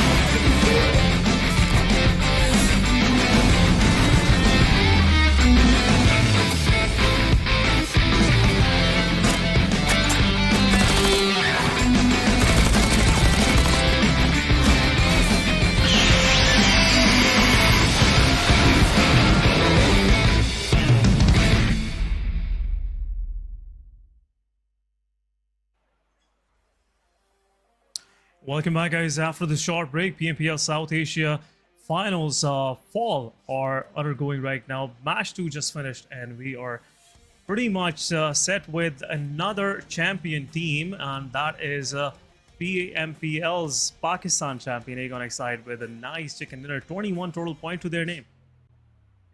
21 points, and they're on the top in the overall ranking. HIGHVOLTAGE, they showed the perfect game. They knew when to show patience, when to show courage. That thing was lacking from the side of 4MV because they were being a little aggressive, impatient. On the other side, HIGHVOLTAGE, they knew when to be a little cautious, and that is what rewarded them with a winner chicken dinner. Yeah, patience really paid the dividend for these guys, and now 4MV, they were pretty close to the win. They were so close to the win, and anyhow, you know, that's the beauty of Battle Royale and PUBG Mobile. They always give us these unexpected finishes in these kind of urban situations, but HIGHVOLTAGE with 21 total points. We'll have a quick look at the MVP as well. But before that, as my prediction was for 4MV, that was so close. That was so close, I must say. And there was a reason, because 4MV, their playstyle is pretty much toward keeping that momentum on a high.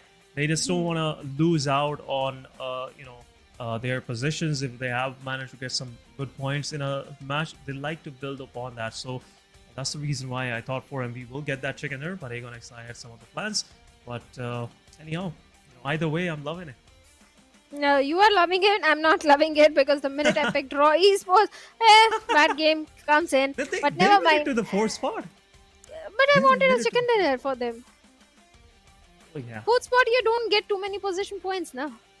Yeah, this new meta is not that helping for survival. But anyhow, Raw officials, I would like to say one thing. They did a great job, keeping themselves pretty much situated on that northeastern part of the circle of the city, as well of Montenuevo, as it was this space that they have to cover while they were pushing on to the 4 medical wives. That was the real deal. That was the difficult thing they had to deal with. But anyhow, MVP is on our screen, guys. 6 elimination for Baron. Nice work done. Just finished the whole the squad of NBeSports, as NB had some early successes on these guys. But Baron really fighting back and making sure that NBeSports don't get much of the grounding. But anyhow, players in focus, we have IQ with 4 eliminations, with 3, Sec from NBeSports with 3, and Rig with 3 from T2K, as T2K was also part of that whole fight where 4 Miracle Wives, NBeSports, Raw officials, HIGHVOLTAGE, everyone was battling to be in the center of the circle, because it was already too late. That was the death circle for everyone. But match ranking it is, guys. 4MV with 17 total points. Nice work done by them as well. Yeah, 17 points and too many eliminations again. NBeSports this time, they also did really well. 14 total points to their name. T2K also with 11 points. Raw on the 5th spot with 6 points, but DRS only 5 points. Leo Esports, IHC, Regicide, this time they didn't had a very good game with 0 points. They are right at the bottom. Mabetex Esports with only 1 single point. HIGHVOLTAGE GC, only 2 players left.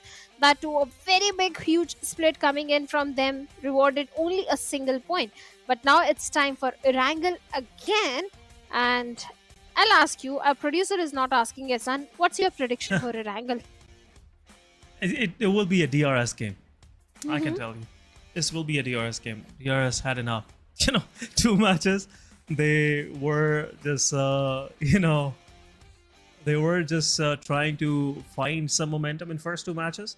But unfortunately, they couldn't find much. But now this could be that match where they would like to make a comeback. And another, as you were talking about Raw officials, I think Raw officials will make it a top 3. So we'll see. I won't say anything about Raw Esports, because whenever it's Erangel, T2K. I want a T2K chicken dinner this time. T2K, a nice choice once again. Yeah. You're learning the prediction game pretty quick, I must say, in this South Asia Championship. You've been picking those teams that are so good in the final circles, even though they like to play for slight, survival and some cracks as a third-party team, like to participate in third parties. But yeah, T2K is a good choice. But I will go with DRS. We'll see how that thing will work. But guys, match number 3 it is, and Erangel for PMPL South Asia 2023 Championship Fall it is, and top 4 teams that will end up in the South Asia Championship will go for the Global Championship this year. So the stakes are pretty high. That's the reason why we're seeing these kind of matches.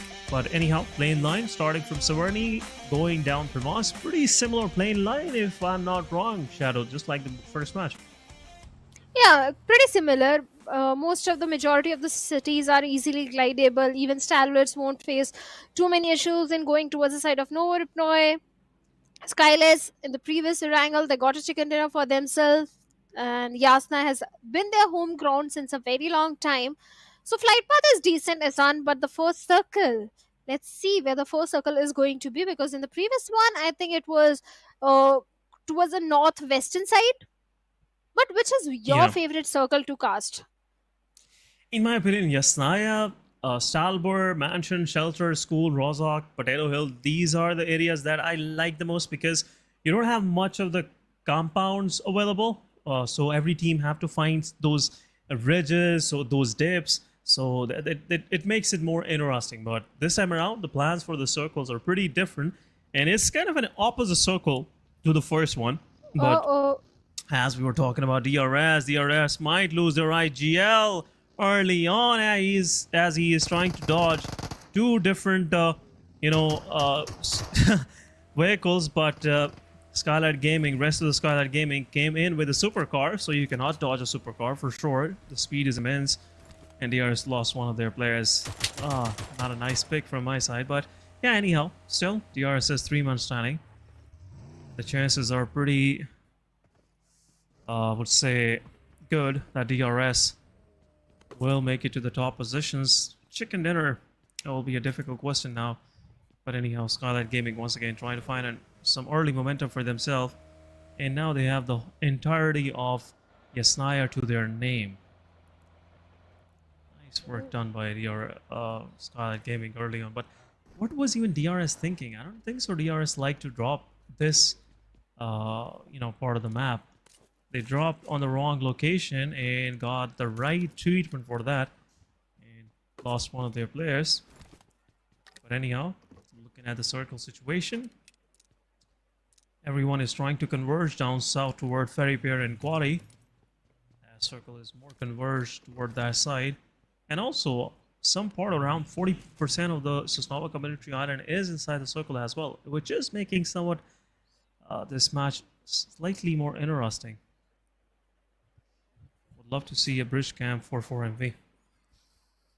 let's see if the bridge camp is going to be there, because I have seen Magnus do that time and time again. But speaking of DRS, well, SN Rules was just going for the vehicle. It was a vehicle contestation that we tend to see in these kind of circles. And SKYLIGHTZ Gaming, they were the faster ones to land.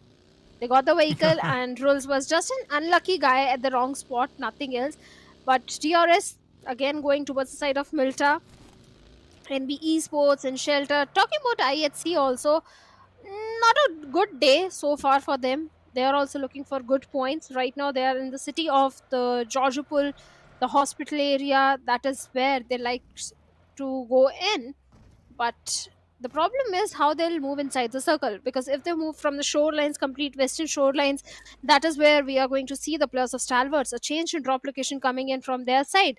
Stalwarts, yes, the split is there, but still a good position for them. In fact, in this circle, I think Stalwarts are placed perfectly. Against I8 again in the city of Primorsk, Mabetex, not an easy circle. Late rotation might be the key for them. But let's see which path they are going to opt. Yeah, we'll see. Stalwart Esports, they didn't took any chances. They just went in as soon as possible so they can have the right piece of real estate for themselves. So that's something I really liked from their strat so far. But I'm slightly concerned about teams on the extremities. Look at R3G where they are. They are so far from the circle. By the time they will reach somewhere close to this play area, there'll be nothing good left for them. But Doc 922, from where he got that damage, I'm still curious. He's low on HP, but no one is in the surround. As they were trying to move inside the circle, there might be some shots being shot on this guy, but Doc will right away heal himself up And 4MB will be ready for this early fights happening. But most of these teams, as we are seeing, as Circle is pretty unorthodox. They are on the move, which is good. Which is good. If you don't have the play area to your name, try to rotate early on, because if you will delay this process, it could be something that can backfire later on, because most of these teams like to play slightly more defensive, especially the region Nepal. They're pretty strategic teams, and they like to rotate early on inside the circle and try to, get a good spot in the center. And that's where most of these teams that are more confident on their gun power get the treatment when they try to find a place inside the circle. So yeah, good strats coming from the side of T2K as well, Stalwart Esports, and also Magnus Esports. Magnus have a good position in Ferry Pair. They've been exercising with this new drop location in the South Asia Championship. These guys are pretty comfortable in Pochinki, and I'm still curious why they didn't opt for taking a fight against High Voltage DC. Maybe they don't want to take a risk early on in their matches, but anyhow, whatever works for them works for me. Just keep us entertained. Yeah, they are keeping us entertained. I like what Stalwarts are doing. This could be a quarry or nearby quarry final circle, and Stalwarts has already occupied the prime spot in the circle, not just in this circle, for the next few circles, unless it takes a hard shift. But Hard shift like, where? In the water? no, not in the water, but maybe towards the side of Pochinki or towards the side of Katka. The chances are very slim, but sometimes things happen we don't expect. But yeah, this is going to be a quarry circle somewhere, and Stalwarts are placed perfectly. Talking about Mabetex, they are going for the late rotation, and I think that's a good decision, because IHC also likes to rotate late inside the circle. That's a good information that Mabetex is having, but finally, they are moving inside. Let's see. I think they're going to opt for a very long rotation. Will they? I think so, as they're eyeing toward the western bridge of Georgia Pole. Looks like the rotation path they're going to choose is an extreme western route that goes straight down toward Primost.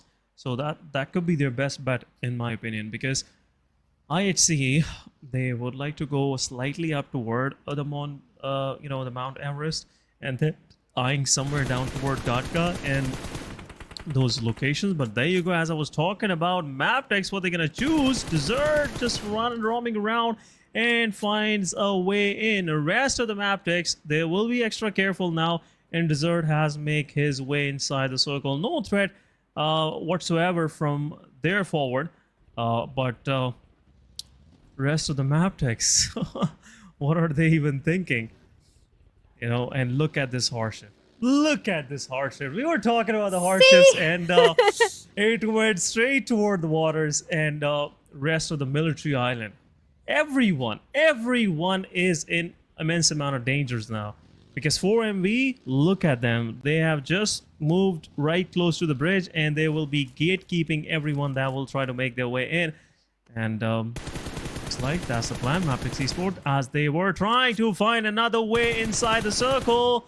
But now Zol with the sprays, with some welcoming, I would say, guns, takes down Wally, and Mabetex losing one of their players as they were trying to find their way inside the circle. And now IHC have somewhat some success for them early on. But T2K, they knocked down action, and now T2K want to get close to Stalwart Esports. Love is there.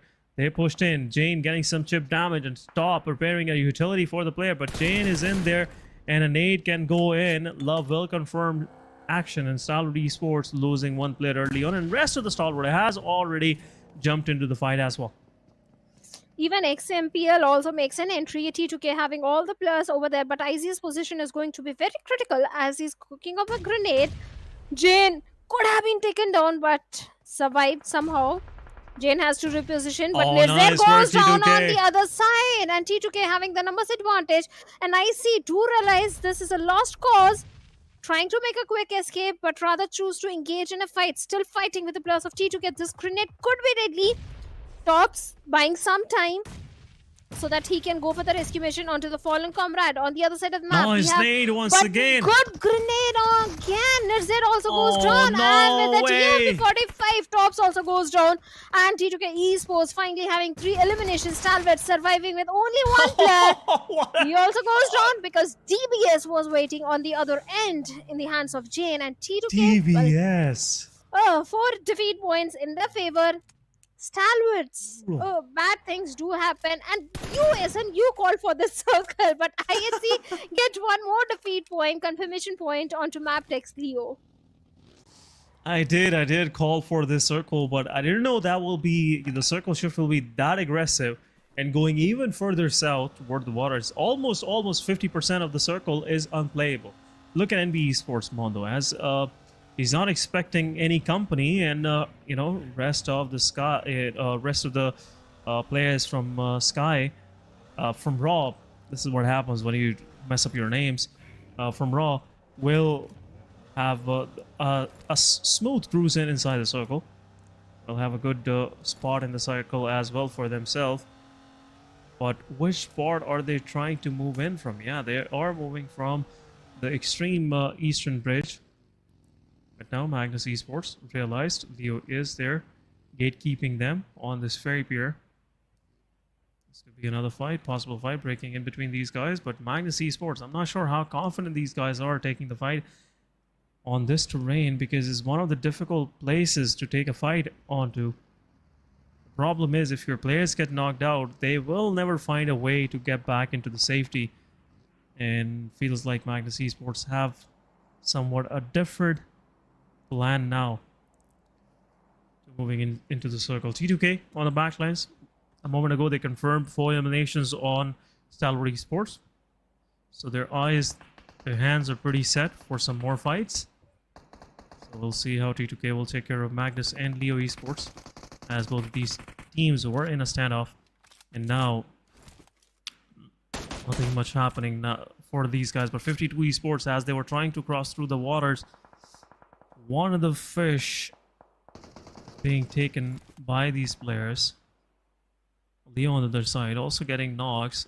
One of the players of Leo, Slipknot, being the victim. But 3 to 4 teams trying to find their way inside the circle.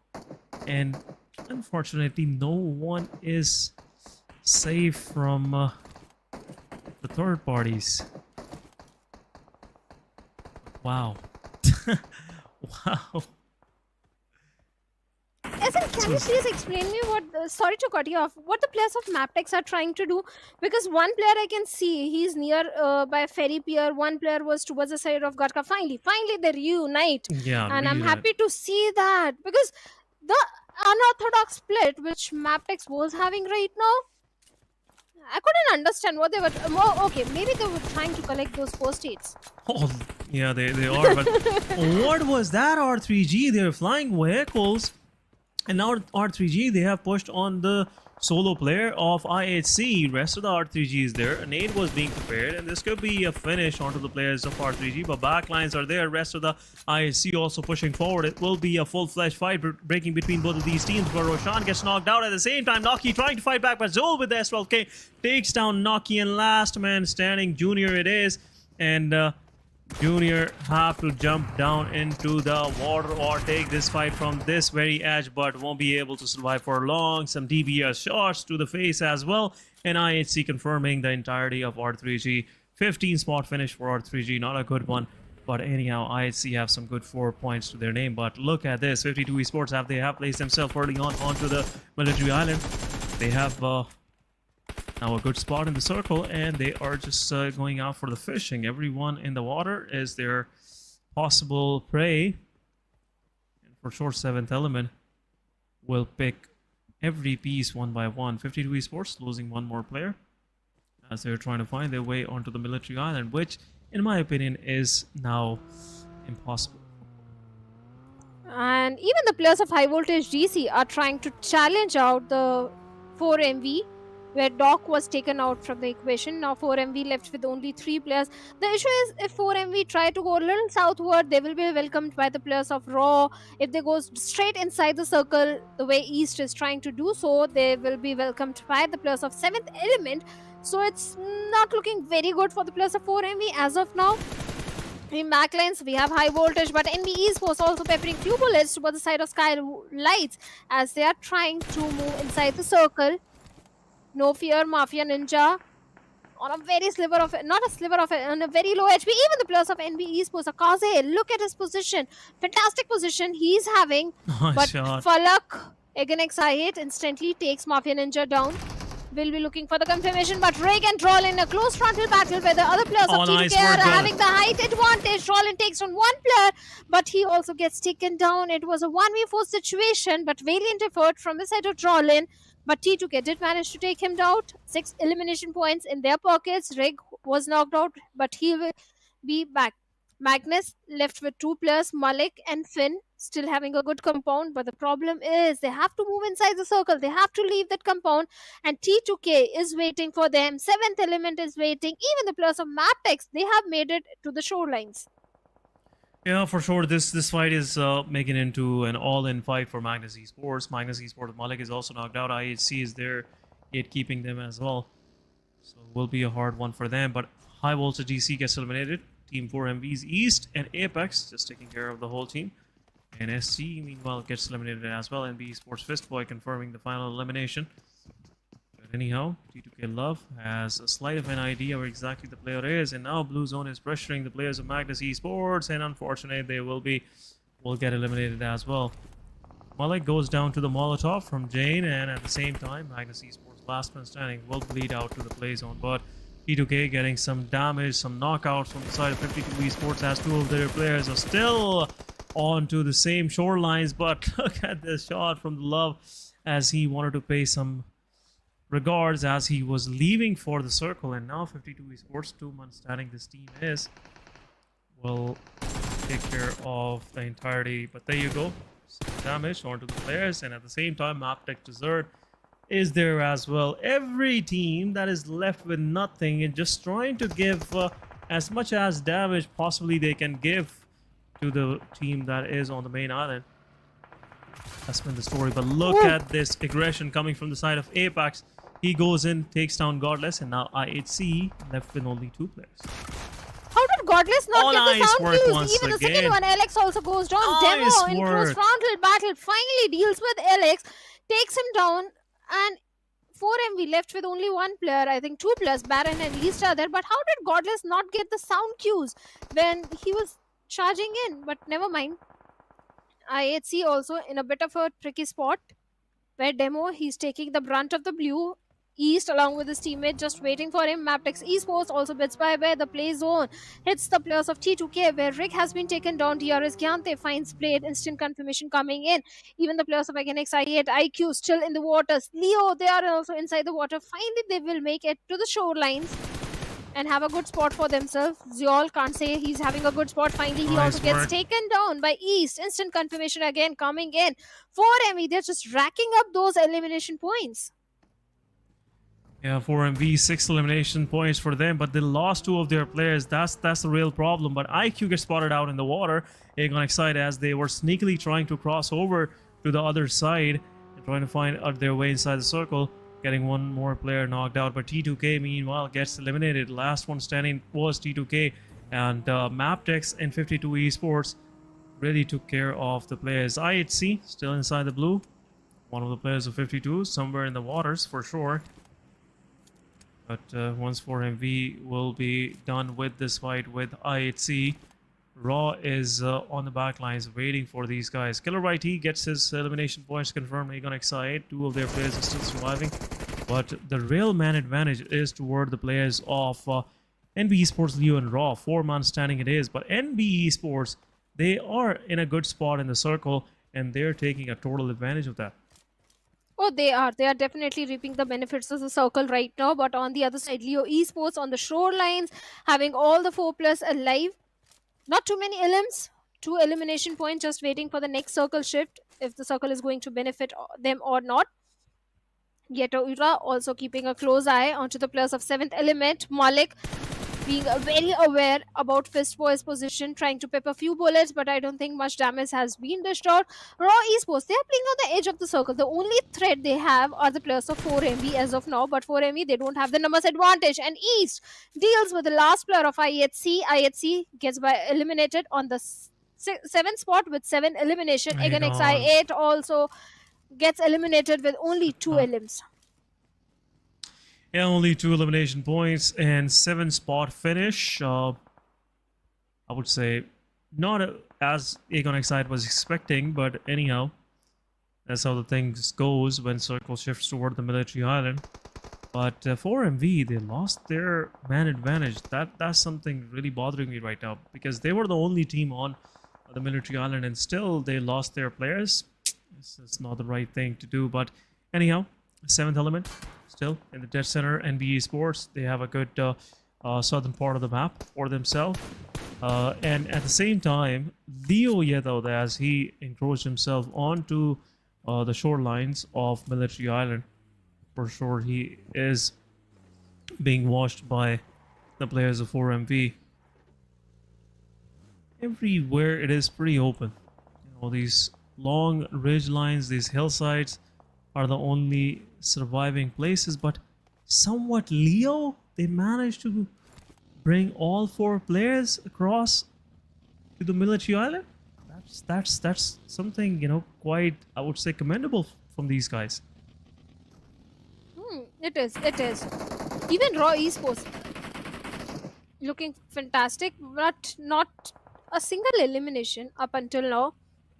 DRS, this can be a good game for the players of DRS as well if they manage to find a good spot, because they are looking for a good spot towards the southern western side. If they go little north, they will find the players of Leo Esports as well. But Baron right now coming under heavy fire from the side of Sky of Raw Esports. Sky is one of the best entry fragger in the lineup of Raw Esports. The way he initiates the fight, and look again, the vehicle nice explosion one. comes in and Baron gets taken down. And Sky is looking for the confirmation, but the good news is there is a little bit of the ridge and the smoke cover, and his teammate East might go in for the rescue mission and save his life. So the confirmation point can be denied right now to Sky. But few mistakes done from the side of Baron. Not Raw, they also need to watch their backlines, because from the backlines, even the players of NBeSports can come in and punish Sky. Yeah, they can. They have this slight dip right in the center, which is really helpful for them to survive, because if someone will try to poke their faces from the horizon, for sure the players on the other side will be able to spot them. But now 7th Element, for the first time around, getting one of their players knocked out.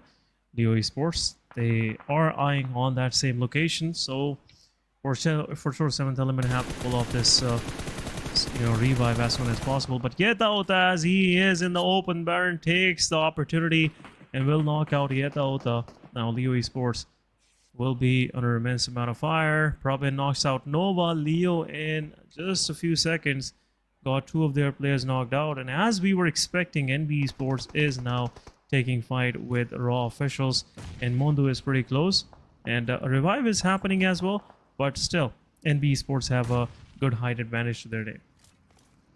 Yeah, they do have the height advantage. One of the player, Mondo, is in a very close proximity to the players of Raw. Those grenades have forced him to reposition. Sec is keeping a close eye even onto the players of DRS. So NBeSports, they can be in that sandwich situation where DRS, Raw, they both chime in at the same time. Akaze going for the flank angle, trying to get more information onto the players of DRS, and so is exactly what DRS is also trying to do so. The next circle shift is also going to be very critical. Delta being little away from his teammates. And 4MV, now they're also, all these teams are just waiting for the next circle shift right now.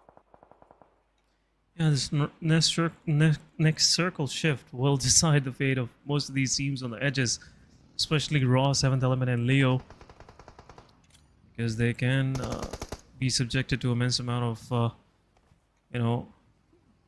fire from the surroundings. DRS, 3-man standing, lost one of their players early on, but somewhat they still survived. That's quite, I would say, appreciable for these guys. 3-man standing this squad was in the first few minutes of the circle, and still they are. But what is DRS trying to accomplish? Now, circle has shifted even slightly more southern toward the players of NBeSports and DRS, and this is that time where NBeSports and DRS will be able to form some elimination points for themselves. But Leo, they took down one of the players from 4 Miracle Wives. Baron gets confirmed. 4 Miracle Wives left with only 1 man standing. At the same time, DRS trying to find something onto the players of NBeSports as they are pretty much spread out themselves. 1-3, and now East confirming, knocking Slipknot down, and will be a possible confirmation on the player of Leo's final player, Liquid, as well. 7th Element confirming this elimination, 4 total points to their name, and now I guess 4 Miracle Wives are also out of the match. And so are the players of Leo Esports. 4 teams remaining where 7th Element have good compound to their name, but not the safety of the circle. And Mondo takes Jiggle down from the moving vehicle and gets a confirmation point as well, but from the backline. Seconds also Raw trying to retaliate, and Raw Esports gets eliminated with just a single point. NBeSports, well, they have 5 defeat points and a good momentum. DRS being the silent one, but Gyanta with the vehicle is moving forward, but Mondo has been taken down by Delta. Such a distance is there, but finally Delta having a perfect vision onto him. 7th Element also trying to make their moves. Gyante with it buggy is getting so much trying to get so much information. Let's see if the players of NBeSports can save the fallen comrades. Sek peppering bullets towards the side of T24 OP, and T24 OP just survived. The smokes were there on the perfect time. Yeah, and T24 OP, all thanks to his teammates, they smoked his way in, and now he's still surviving. 7th Element, 3-man standing they lost one of their players. But 3 versus 3 versus 3 it is. Sorry, 7th Element has 3 players, and NBeSports have 4 of their players standing. So yeah, Mondo is getting revived. Leon gets confirmed early on. But DRS, they are pushing straight close to the players of NBeSports, and if Fistboy and Akas are unable to defend their location, it could be a possible chicken dinner coming for the guys of DRS. But NBeSports, once again, 4-man up. They have the player cap man advantage, but the problem is they are subjected to fire from 2 different sides. But GokuBot takes down Delta. It will buy some time for GokuBot to revive his own players. And also DRS. The process will get a pause just because of this knockout coming to Delta. And this will allow some time to the players of NBeSports to reposition themselves. NBeSports, definitely good smokes have been deployed, but Mondo finally finds Divine and T24 OP, 2 players down. GokuBot also surviving on a sliver of HP. So 7th Element, can they make it? No, answer is no. 7th Element also bits by way on the 3rd spot with 3 elimination. NBeSports, this is a game to lose. 8 elims. Mondo is still down on his knees. This is a moment when the players of DRS can chime in, but this grenade can be so very deadly from the side of Killer Whitey. Can he find connection? But no connection whatsoever. And now Killer Whitey, he has to reposition himself.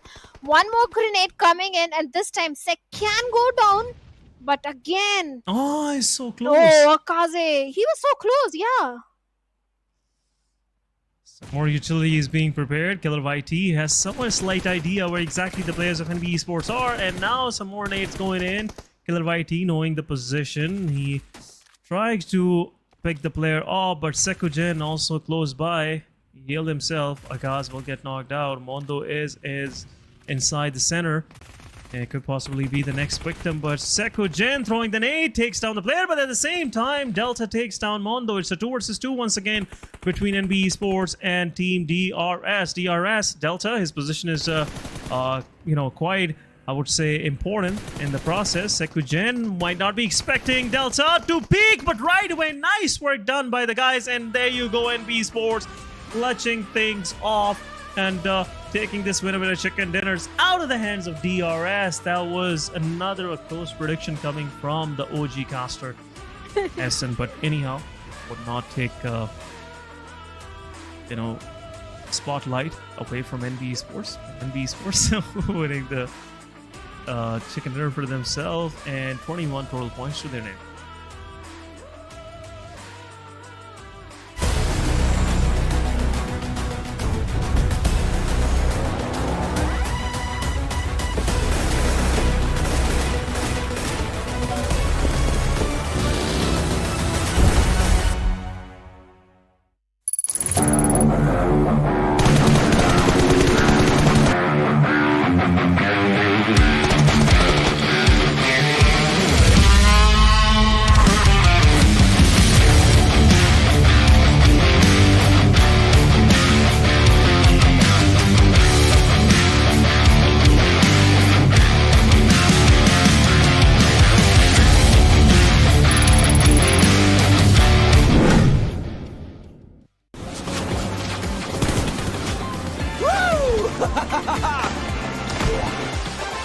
Welcome to Airdrop Carnival.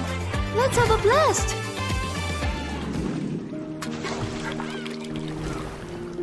This is for you. Let's play together.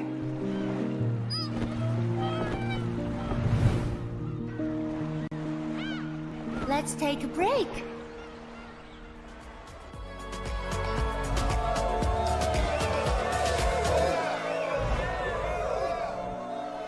Watch me shine on stage. I hope you can remember me.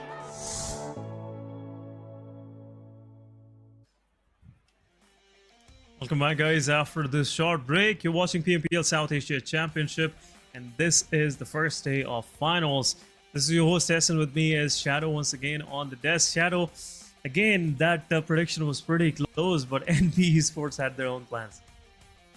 NBeSports, yes, definitely DRS, they had an advantage. If Killer Whitey had lobbed those grenades to the perfection, if he had managed to take down both the players of NBeSports, this was entirely their game. But never mind, a good gameplay coming in from the side of DRS as well. Nothing taken away from them. But NBeSports, they were slightly a little better one, and they got the winner chicken dinner for themselves. Yeah, especially that knock, that quick knock coming from the side of Sekujan. Yeah. As he was in the open, Delta could have taken him down. But some of these slight mistakes, or I would say slight, pushbacks coming from the side of teams like NBeSports can really change things around. But anyhow, guys, match number 3 came to a finish. NBeSports, as we were pretty, skeptical about these guys in the league stages, as they are not having the time of their performance throughout this season, especially in fall season.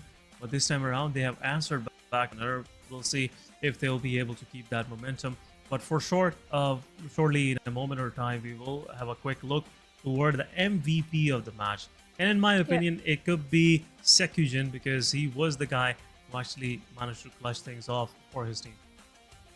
And correct me if I'm wrong, I think NBeSports, they have got the highest finishes. So it's definitely going to be someone from NBeSports, the MVP. Yes. Yeah.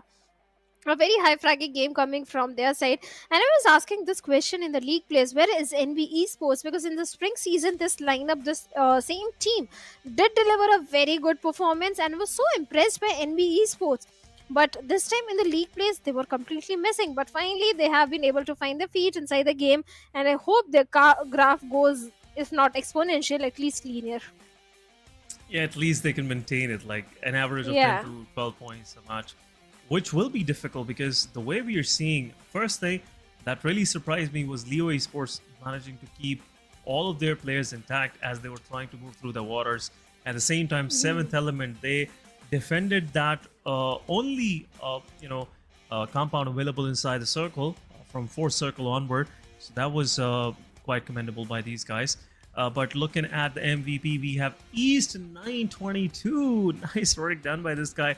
23 minutes of survival, 6 total eliminations, 145 healing done, 661 damage dealt, 6 knockouts and 3 assists. 4 medical vibes are really pacing themselves up after this previous match loss.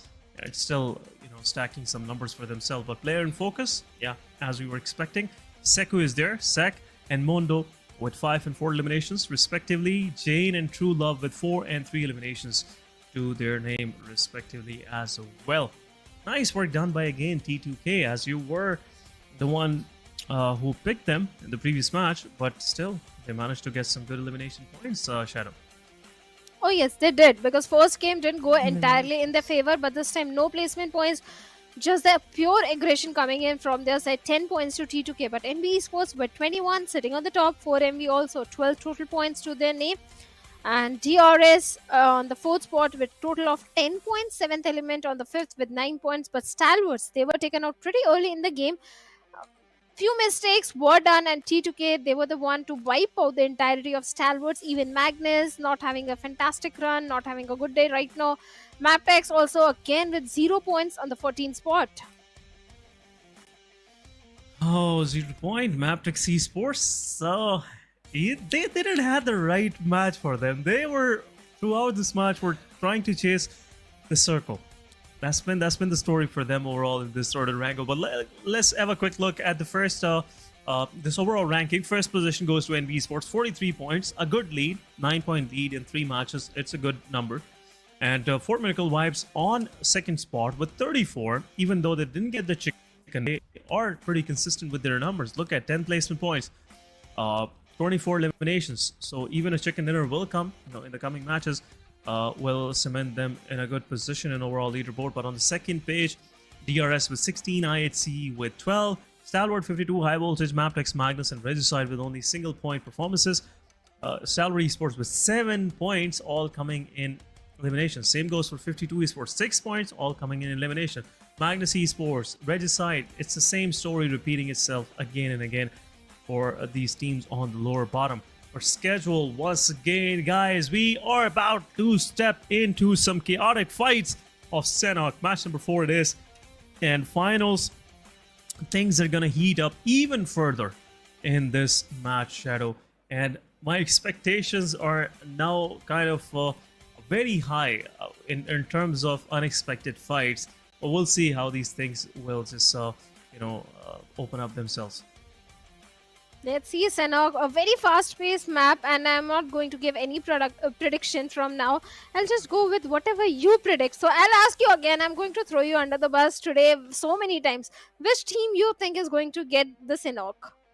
I think it's High Voltage DC. They didn't get a good match so far, So I'm really looking forward to them. They have that right mixture of aggression that is pretty suited for a Sanhok, so I'm really looking forward toward High Voltage DC to get a chicken dinner. Should I just call you the prediction master for the second spot? Yeah, you can say that. I always hit somewhere in the ballpark, so not that accurate, but yeah. I can feel that pain, because the same thing used to happen with me in the previous season. During whatever team whatever team I used to predict, they used to come on the second spot, especially T2K. So even I think DRS, they also stand a very good chance in Sanhok, because they always have a very good run. But a good prediction, High Voltage DC, they like dropping in towards the side of Camp Alpha. Good rotations come in from their side. So yes, there's a very high probability that High Voltage DC can get this one in their pockets. But let's see if that's going to happen or not, because up until now, High Voltage DC, they have not been having the best of the time. The first game, they came on the 8th spot with 2 elimination. The previous game also, they were taken out pretty early in the game. Yeah, some of these teams are really trying to find some footing for themselves in this competition so far. They have seen some early good matches for Fort Miracle Vibes, NBeSports.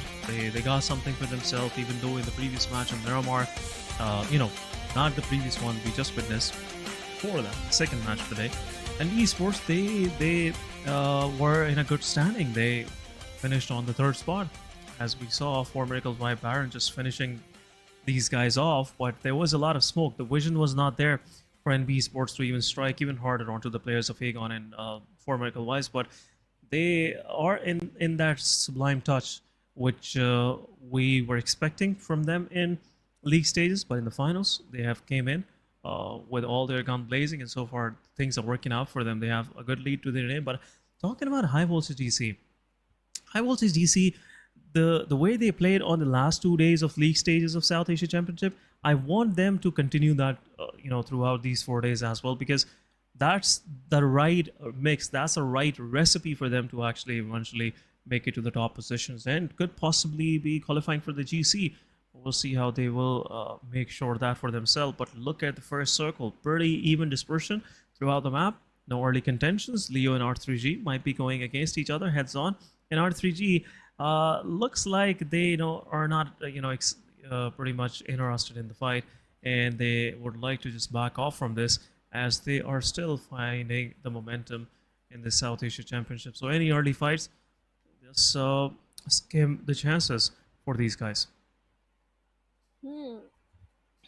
T2K, this is it's one of the team that always likes to play in a split. And again, I can see all the four players in the different areas of the map, not too far in the close proximity though. But speaking of Regicide also, not having the best of the day today. Regicide, they're right at the bottom with only few points to the names. So they really need a good game so that a good momentum can set up, because for now they only have 3 points in their hands. Yeah, just 3 points, 3 matches, 3 points. Not the performance we see from regular R3G. And, I've been the guy who've been long waiting for these guys to perform on this stage. Yeah. R3G, they've been a big name for almost 4 years now in Pakistan scene. And they only managed to qualify for, I believe, twice the time to South Asia Championship and South Asia for sure.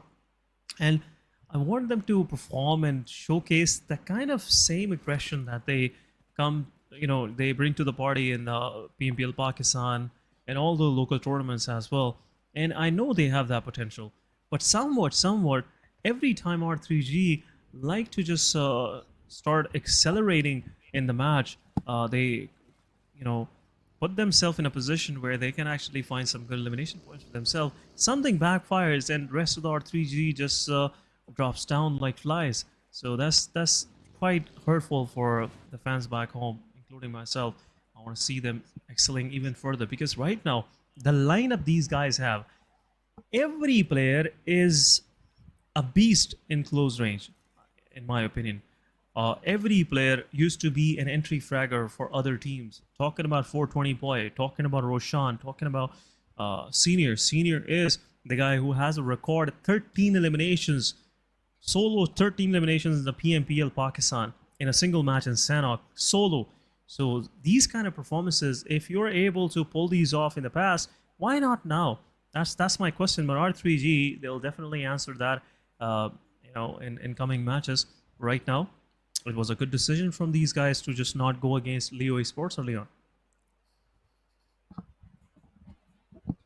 Oh yeah, it was a good decision, because Regicide, they can't take any more risk. They have to focus on their own individual gameplay, and especially in this kind of a circle where they are somewhere on the southern periphery, they have to focus on those rotations, find a good spot for themselves inside the. But this is a pretty tricky circle to play, SN, covering all the 3 islands. It can go either towards Camp Alpha, towards the Paradise Resort. So the ideals have to make the call, and this is not going to be an easy job to do. Hathan is up for grabs. Raw Esports can definitely head over there. But speaking of Leos, I don't think it's going to be an easy journey for them, because 7th element, they're also there to cut off those rotations. And the split in which the players of Leos are, I don't know if it will work in their favor for now or not. But T2K also having the complete eastern control, but from the backline, SKYLIGHTZ are coming in, and look at the position of Love. He's a little far away from his teammates. He could be in a situation of a 1v4, but right now the things are opening between Raw and Agonix IH, where Blade has been taken down. Early on, Team Aegon going against the players of Raw officials. Raw, they're not putting a pause to their aggression, and I'm loving it so far. Early on, taking one of the players down from Aegon XI8, and both of these teams are somewhat close by to the south of Hathan. So yeah, that's been the scene so far. But where exactly these players are. I'm still curious. Aegon XI and Raw officials, both of these were trying to fight their way in, but Aegon XI, they have repositioned themselves and rotated through the water toward the main island. Looks like the circle will shift that way, but in the kill feed, T2K, love. Just paying some lovely regards to the players of Skylight Gaming, taking down Skylight Gaming Nima. So no more missions of finding Nima. But Love with one more grenade takes out Mr. Boru, but Example gets knocked out as well. Love with more utility being thrown. And what is even going on right here? What is this? One more nade goes in. Mafia Ninja goes in. And Love is low on HP. Have to go in and heal himself up. But where is he even trying to go? That's my question. No fear with the shotgun. There you go. Love in the open as he was prone down. Will get confirmed. And Skylight Gaming striking back and striking hard. Taking two of the players of T2K down. Love goes down, but valiant effort from his side. It was a 1v4 situation where he did manage to take down Nima, get the confirmation point. Then he took down Mr. Boro, took hefty HP out of No Fear as well. But in the end, SKYLIGHTZ Gaming, well, they did manage to eliminate him, but they also lost one of their own player. Now T2K, they have to be on the alert mode.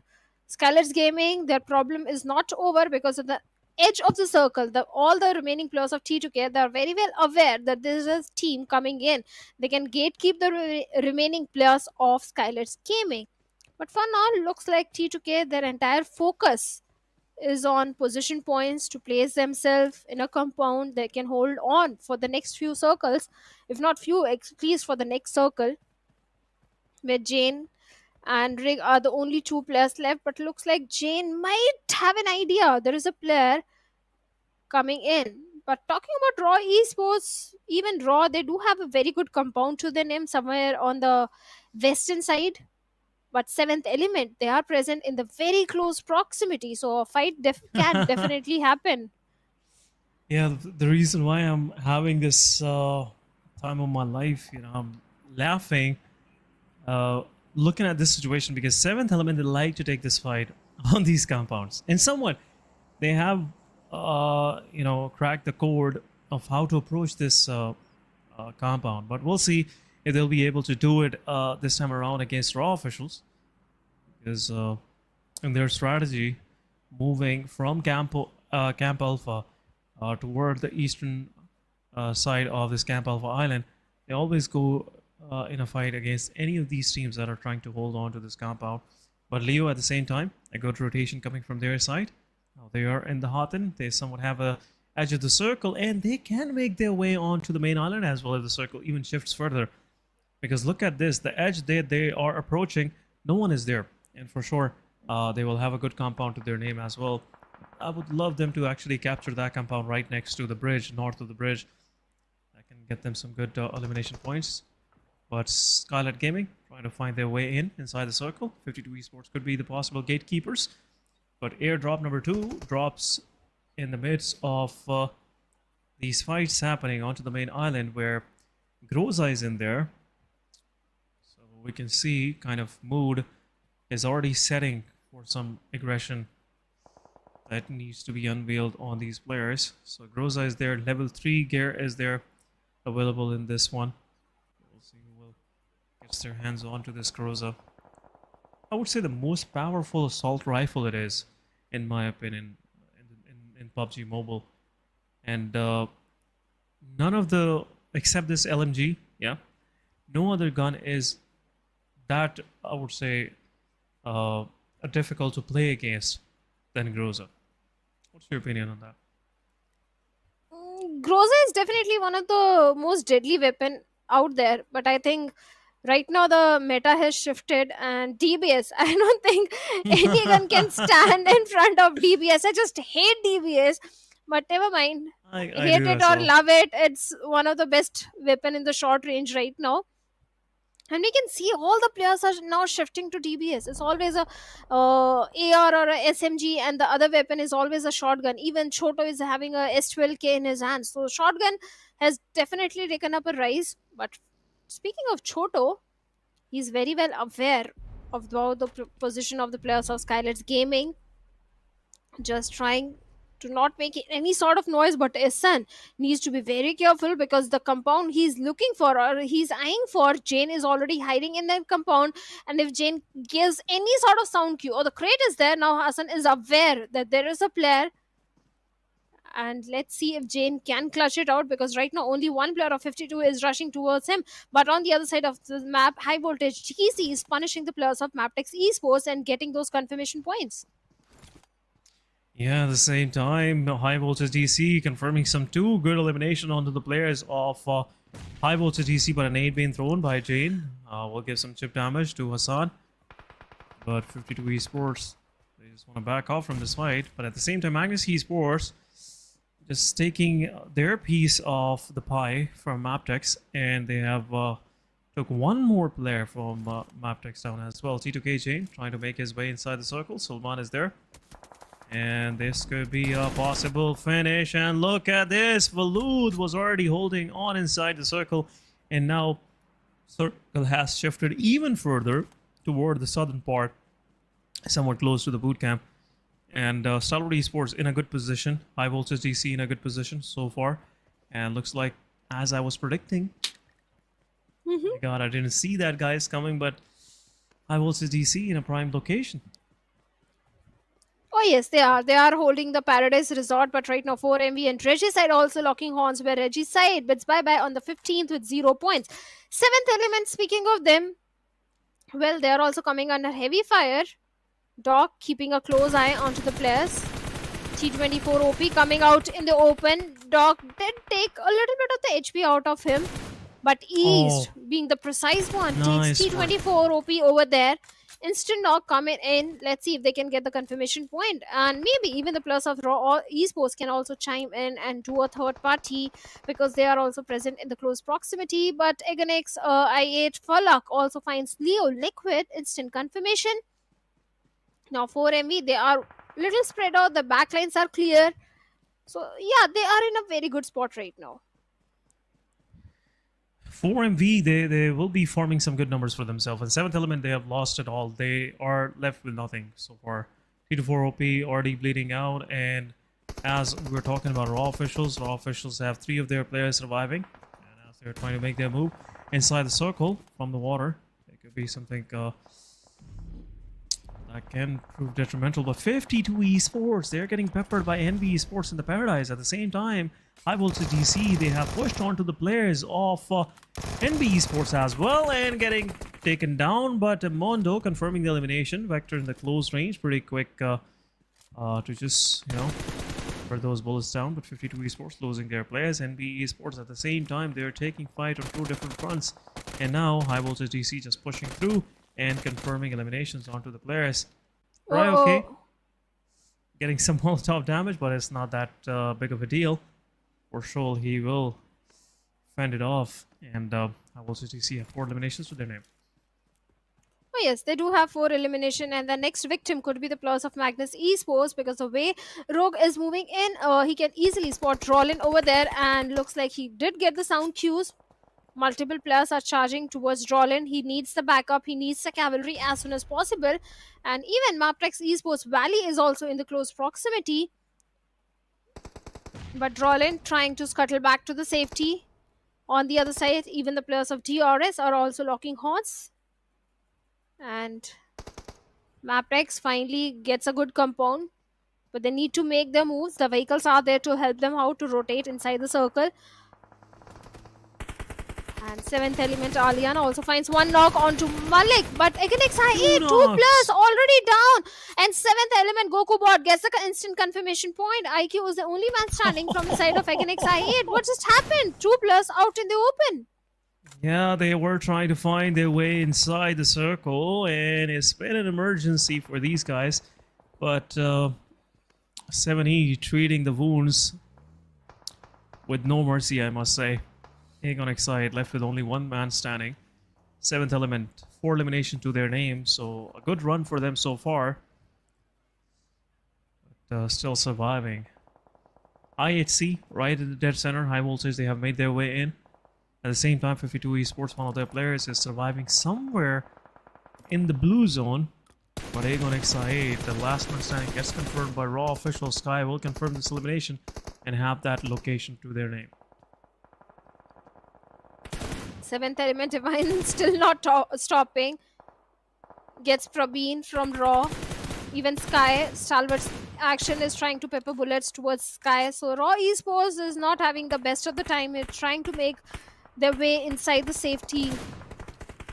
Malik gets taken out from the equation. Even Prabeen also bids by. The entirety of Raw Esports has been eliminated. Even IHC Godless also got one finish point out of it. Now Stalwart's on the periphery of the circle, having the entire northern periphery control under them. High voltage DC, but Zibian takes down multiple players of 7th element. Yeah, and who is there to confirm the eliminations? It is for MV. They will confirm both of those eliminations as the players were taking cover against Zibian. And Zibian might be not liking this. His hard-earned knockouts got stolen. But anyhow, at the same time, NBeSports dealing some damage onto the players of Magnus Esports. Drawlin gets knocked out, and last man standing of NBeSports gets confirmed. And a quick revival on Drawlin will also come forward as well. But 4 Miracle Vibe with 4 man standing, MGS with 4 man standing, and Miracle 4MV Baron takes down the final one of 7E. And 7E, just a quick bit of farewell to these guys, leaving on 8th spot with 7 total eliminations. So far, 7 total points. So far, a good match for them. But Stalwart Esports, they're going against the players of Magnus, confirming Drawlin right away. No mercy shown. And now Magnus is left with only 3 players. Have to make their way inside the circle. But everyone is eyeing onto the compound of DRS. But the major threat is close by. That is high voltage DC. But at the same time, Mr. Boru knocks out one. And a nade goes in as well. Killer is also low on HP. And this will get some time to the players of SKYLIGHTZ Gaming. A Molotov goes in. And a nade also from Gyante takes down No Fear. But Mafia Ninja is there with a nade of his own as well. Another nade from Gyante takes down Mafia Ninja. Last man standing for Team SKYLIGHTZ Gaming. Mr. Boru it is. And some utility being traded on both sides. But right now, DRS, they have resetted themselves, and SKYLIGHTZ Gaming is on a verge of elimination. Last man standing, Mr. Boru it is. And once again, as a DRS, Killer YT, he tries to go even further. Gets knocked out by IHC as they were watching this closely as well. Mr. Boru, last man standing. A nade goes in from Delta, confirmed Mafia Ninja. But still, Mr. Boru is there on the back lines. I don't think so he will be surviving any further. But he is the last hope for SKYLIGHTZ Gaming. We are left with top 7 teams. DRS, Killer YT preparing another utility for this guy. But we'll see what the plan is. At the same time, Mr. Boru getting a third party as well. Getting some damage. But the nades are not even in a close range. Getting some chip damage onto Boru, but guy is still surviving. He is a lucky man. I have to say, he's a very lucky man. Or maybe DRS, they need to work on their utility usage because they are missing that perfect projectile. Rules again trying one more time, and Mr. Boru, he has repositioned himself. The blue zone, he's at the mercy of the blue. He will go down either by the blue zone or by the players of DRS. He's going for the heal battle. He's going for the heal battle, not too many first hits, and done. That's a good way not to give one elimination point to your enemy, rather go by the plane zone. And now DRS, they are on the southern edge of the circle. Even they also need to make entry where the plus of high voltage DC can be that ugly thorn for DRS. They are placed perfectly. They do have a certain height advantage. Even Dog can also do a third party 4MV high voltage DC. 2 teams peppering bullets towards DRS, but Delta finds one last man from Magnus Esports, and Magnus bids bye-bye on the 6th position. Yeah, at the same time, some carrying work on the side of 4MV. Apex gets knocked out, and Dog, using this feature, just picking his player, bringing him back, and will revive him here as well in a safe place. But DRS, they have made their way inside the circle. High voltage DC weren't able to deal much of the damage onto the players, but ISC still on the circle of this next circle as well. But high voltage, they have a good position inside the circle. Now they can see everyone that is trying to move in, and they can possibly third party onto the fight. But one nade goes in, takes two of the players down from DRS, and DRS is left with nothing. Delta pretty close to the players of 4 Miracle Wives as they will try to push forward. This is where Delta can strike, but Delta, he has no angle onto the players. But 4 Miracle Wives confirmed 3 eliminations onto the players of DRS, and DRS is left with only one man standing. But at the same time, 4 Miracle Wives, they are going against to the players of the IHC. Stalwart Esports is pushing from the backlines. The third party could possibly happen from the side of 4 Miracle Wives as they are running toward the same compound where the players of IHC are already knocked out. But Stalwart Esports pushing forward. An aid will go in, can possibly confirm the elimination, but an aid from 4 Miracle Wives will take down no one. But at the same time, Stalwart Esports section knocks himself down with his own nade. Blue zone is pressuring. This is that time where Nerds have to make a decision, but nade goes from IHC. Alex confirmed the final man standing from Stalwart Esports, and we are down to top 3 teams. IHC still surviving with 2 of their players. 4 Miracle Wives, Doc 922 is knocked out. Demo will confirm the elimination, and it will buy some time to the players of IHC to even move forward. But players of 4MV are pretty much cornered behind a single boulder, and High Voltage gets out of the match as well. Not yet. Sancheer gets bleeded out, and still there's a chance that there will be a possible third party happening. IHC slowly and steadily closing in, an aid being thrown onto the players of High Voltage DC Rogue, getting some chip damage. But now this nade didn't get the knock or the finish, and IHC won't be concerned about that same boulder once again. But again, third party players pushing forward. Quick finish onto the players of 4MV, finishing out on third spot. 12 total eliminations, but it's a 1 versus 2 between IHC and Rogue. It is Sanhok. Anything is possible, Shadow. Anything is Nice possible. Yes. 4MV, they have been eliminated. Rogue, he needs to patch himself up, and now Blue Zone is coming in. The soft cover smoke is definitely there. It's a 1v1 situation where Demo is having a hard cover for himself. A Molotov goes in to get the confirmation point with the DBS in the hands. And Rogue, and he takes the last player as well. And with that, a beautiful winner chicken dinner is coming in. A very high fragging game, and my co-caster is going to be very, very happy because it is High Voltage DC, of course, with 20 points. Oh my god, I didn't see that coming. I was just, shooting arrows in the dark, but nice work done by High Voltage DC.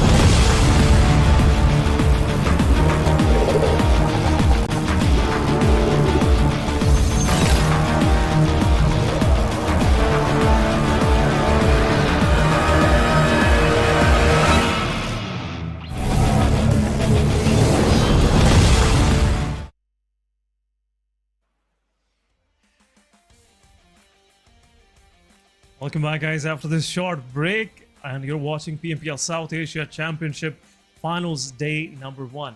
Match number 4 just finished out, and we have a winner at the end, and it is High Voltage DC in a good 1 versus 2 against IHC. But again, not gonna go toward that part, just proving my intelligence and excellence. But just want to ask Robin, as you were talking about IHC, they weren't having good matches in this one. It really was one heck of a match from these guys. Well, they needed the points because it's a 4-day grand finale and they have to come in the top 4. I can see that smile on your face. You have got some superpower, dude, that you can predict the team. you see that this thing that you did. I'm so proud of myself. But never mind. Okay, High Voltage DC, yes, a very well deserved and earned chicken dinner for themselves. In the end, the perfect use of the Molotovs, the smokes, perfect util use was there. And IHC, yes, they needed those points, and finally they got those points because IHC, they started off on a very bad note because only 4 finishes to their name. The second game, 0 finishes. They came on the 9th spot. So yes, they needed those points, and finally they got those points for themselves, coming on the 2nd spot with good eliminations. Yeah, good eliminations, IHC, especially that decisive fight between them, 4MV and Stalwart Esports. 3 giants from Mongolia just fighting for that same location. And IHC just coming out of that chaos, not untouched, but somewhat they survived with 2 of their players. But Rogue, he was watching everything from that far, and he had a plan in mind, and he executed rightfully. And again, DBS coming to the play. It was a kind of a mid-range shot being dealt by Rogue with the DBS, but still, it was pretty clinical, hit the right spot. And I see they had no clue. But shortly, we'll move toward the MVP, guys. And here on our screen is the most valuable player for the previous match, and it is none other than High Voltage DC's Rogue. 7 elims, very high damage number, and even too many healings done. Too many healings because 4MV, High Voltage DC, they were engaging in too many they were taking too many fights. That's why we do see a very high healing stun.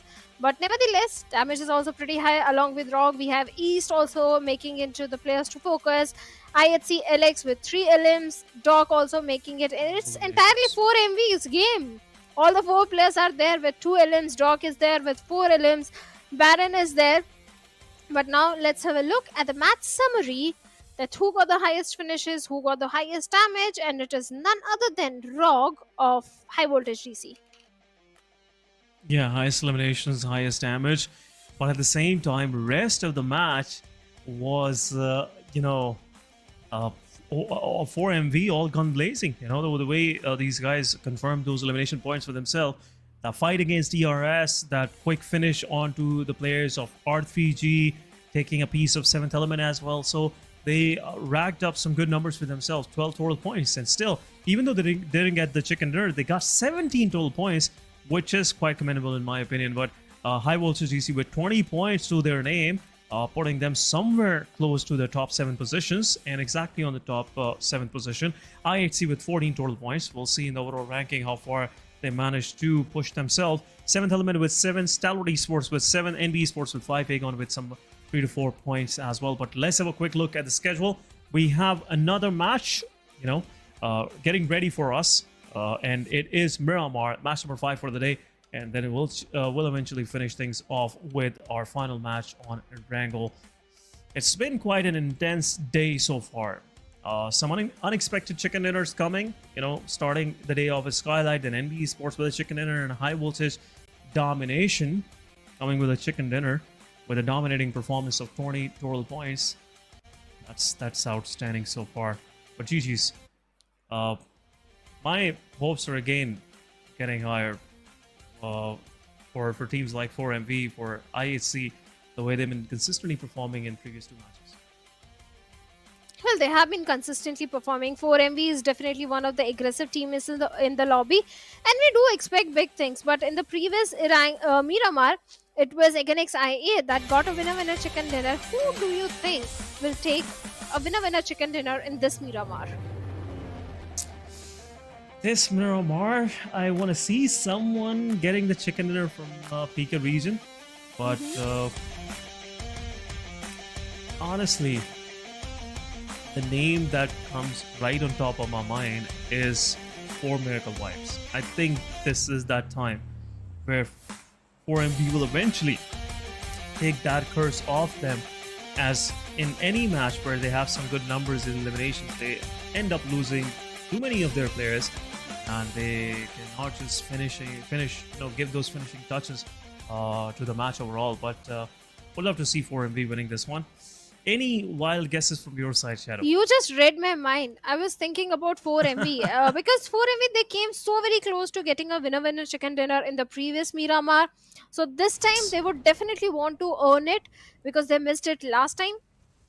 So yeah, definitely I think 4MB is a very good option.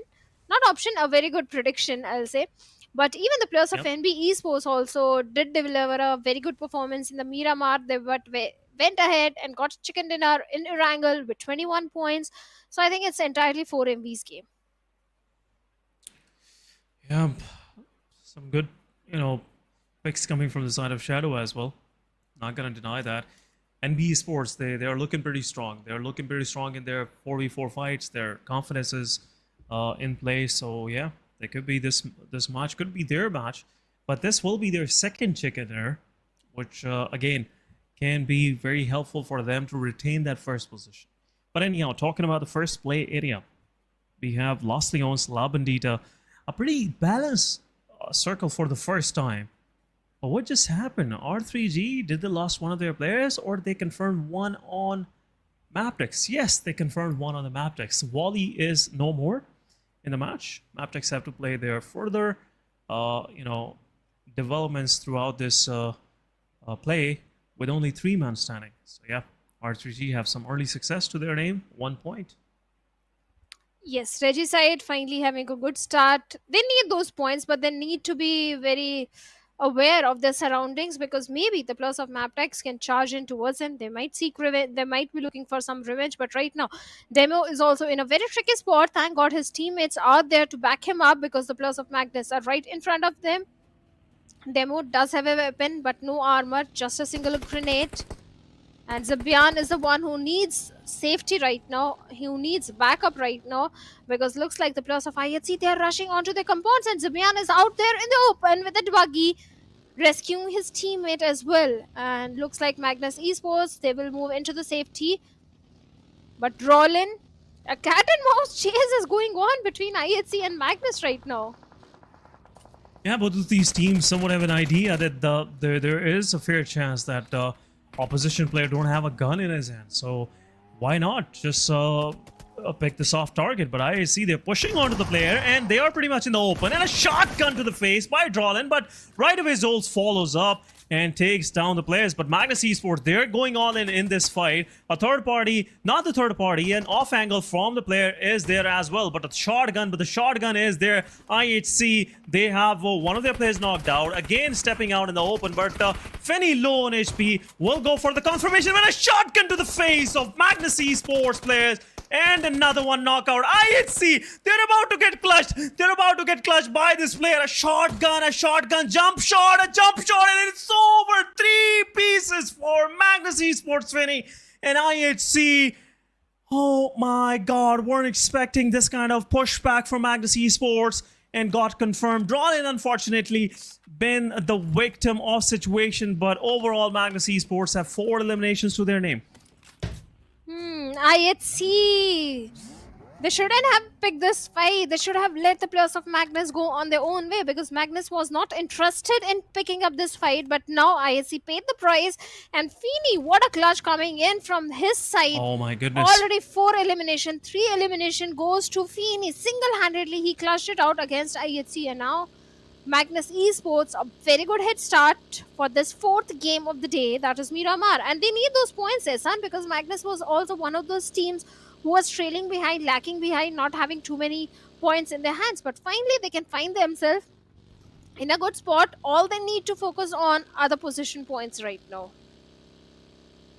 Yeah, position points. They lost their IGL, so they have to make this work for themselves. 4 total eliminations early on. Really gonna set them in a pretty nice spot. Major threat is evicted, I must say. IHC, They are out of the match. But anyhow, still, there's more coming their way as R3G is trying to make their way inside the circle from up north. Will join Magnus Esports somewhere close to Junkyard, or maybe south of Junkyard, close to Minas and Raleigh. But what a start to the match. What an intensifying start to the match. And it really raised the whole bar for this match throughout for every team out there. But Circle, as it is more toward the southeastern part of the map, and most of the major cities are in there. So we're going to see plenty of space available for teams that are moving from outside. So not a big deal for them, but really liking the way Seventh Element have placed themselves in this circle. They have chosen the long route, and now they're entering from southern part and might somewhere close to the south of Los Leones. Will have a good spot for them to grab onto. But again, GG's to Magnus. IHC had a good match previously, and then this kind of early exit is really going to hurt their confidence overall. It is, but they'll also learn their lesson not to poke the bears in the lobby, not to take any team lightly. Yeah, Magnus is also one of the strong team. If we talk about the Pakistan region, I remember against XI8 and Magnus Esports few seasons back, they were the top contenders for the top spot. So yeah, Magnus is also one of the strong team, and IHC, they learned their lesson hard way. But now Magnus, they also need to be a bit careful, because look at the position in the map. The team in the yellow, they're surrounded by so many teams. They have to be a little cautious. I love what 4MV is doing. The drop location has been Chumasera. They have not moved an inch from Chumasera. The entire southern control is towards them. Not too many teams are present. But the problem is, the main thing I'm waiting for, is the hard shift of the circle. Because one hard shift for sure will come in the game, and that is going to decide the fate of so many teams. Yeah, these teams, they're preparing for that hard shift. Look at the kind of contention they're trying to make in the center. Even though if there will be no hard shift up north or south, teams that are close to the center, more closer to the center, will have somewhat an edge to their favor. So yeah, that's kind of a preparation happening, because today there have been some unexpected shifts.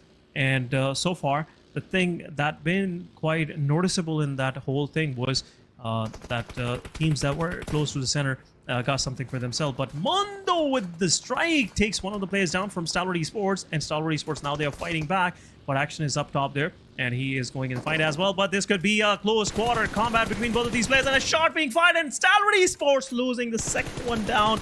What is happening? What is this shift in the pace of this overall competition? The aggressors are getting aggressed on, and now NBeSports have the total advantage of the situation. They lost two of the picked up two of the players of Stalwart Esports, and Stalwart Esports, as they were trying to find a good space near graveyard. For sure, the place did the justice, made some graves of Stalwart Esports right then and there. NBeSports, they want the total control of this nice compound in the center, and they are pretty much successful in doing so. First airdrop on its way with a light machine gun.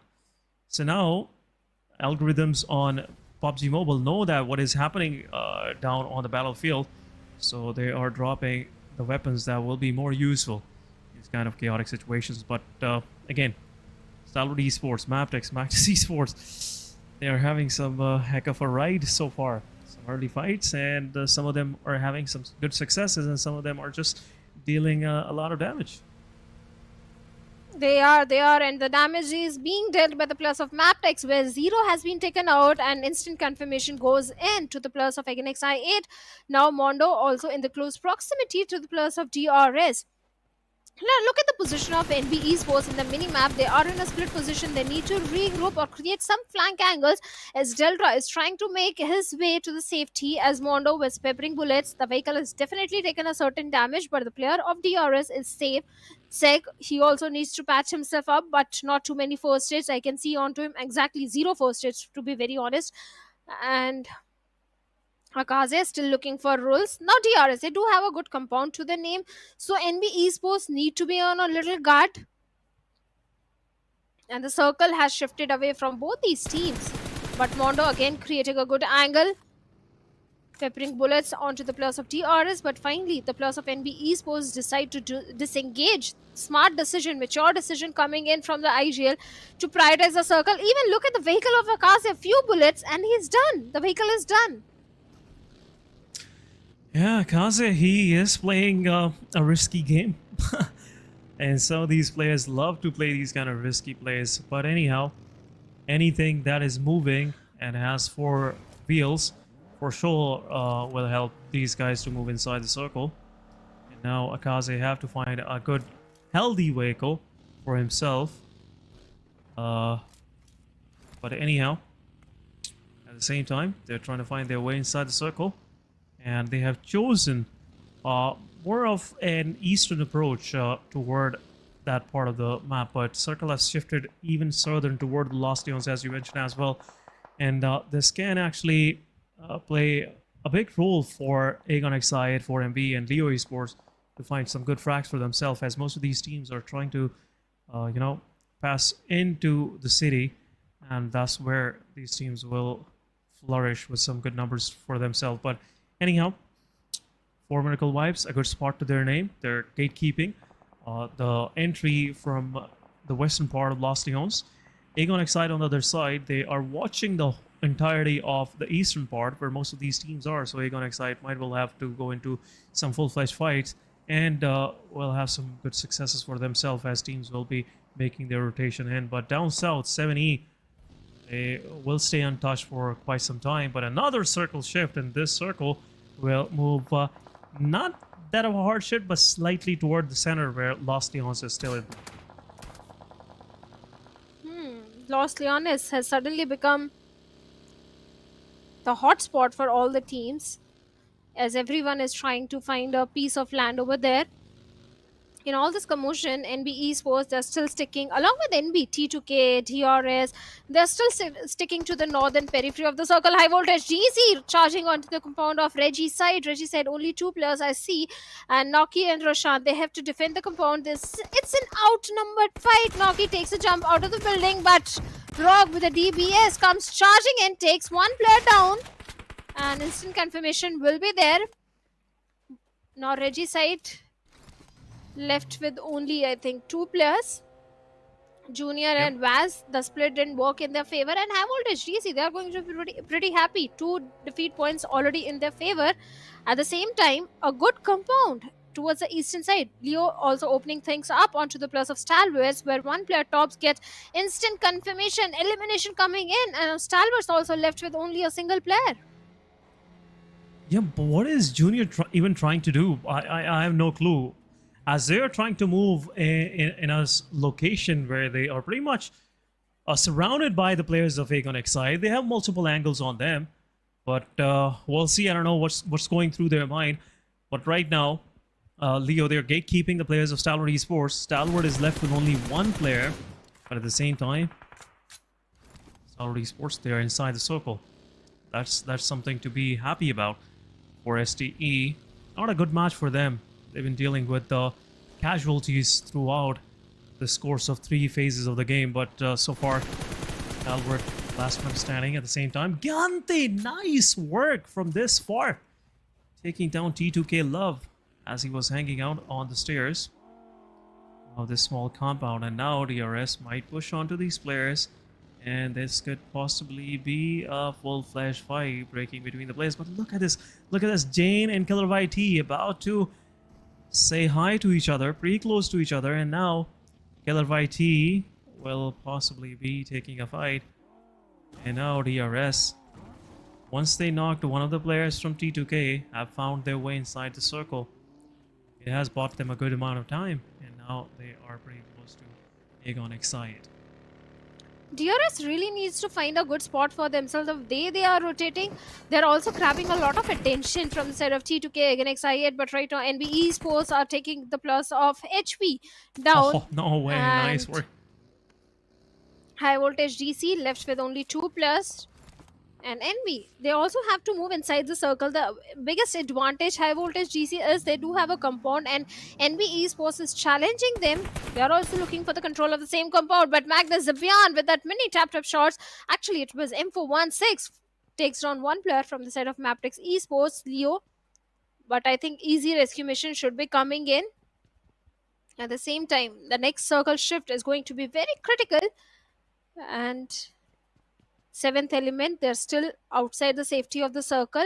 T2K is also having a good spot, Ehsan, in this one.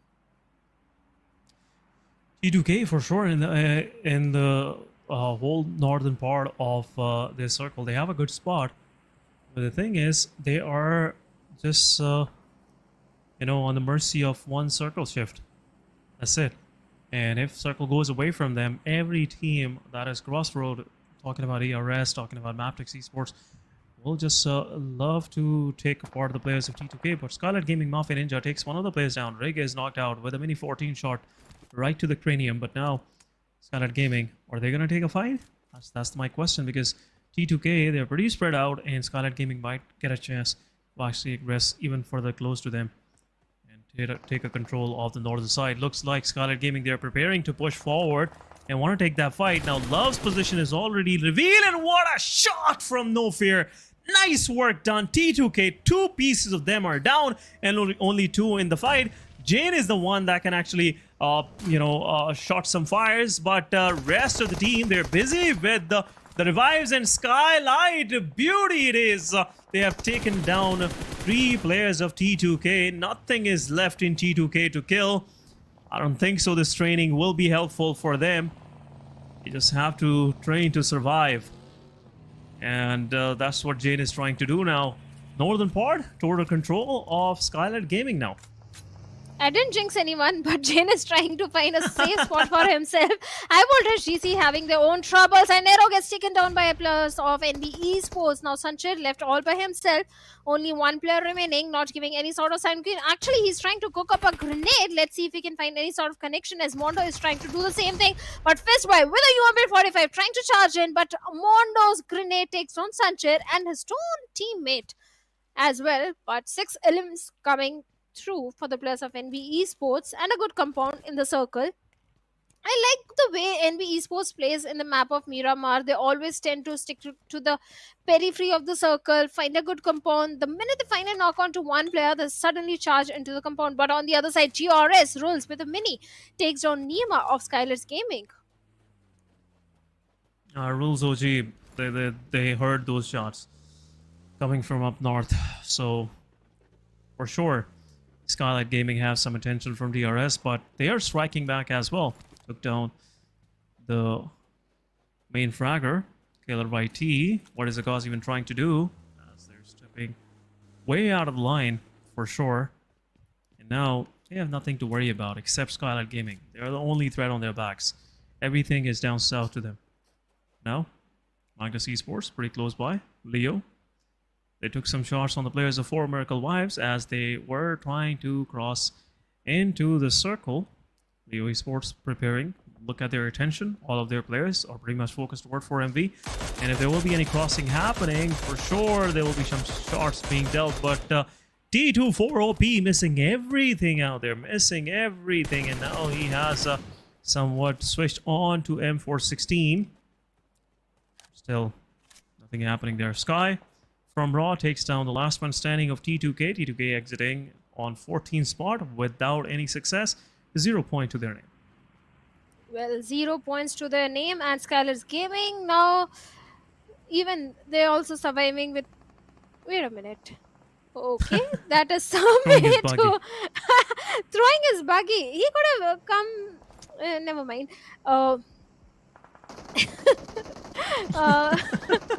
It is funny, yes. Yeah, it is funny. Against I8 Falak, well, he has been taken down by the plus of Leo Yeta Uta with those many shots. Against I8, they do have a height advantage, but NB Fistboy gets taken down by Junior of Reggie's side, and Mondo gets a confirmation point as well.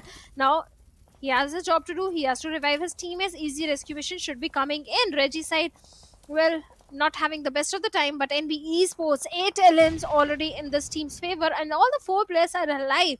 NBeSports are approaching the game very carefully, but they also need to be careful of 7th element. Against side, speaking of this team being the king of the hills, they are very well aware about the position of 52 Esports, where Salman might be coming in under heavy fire.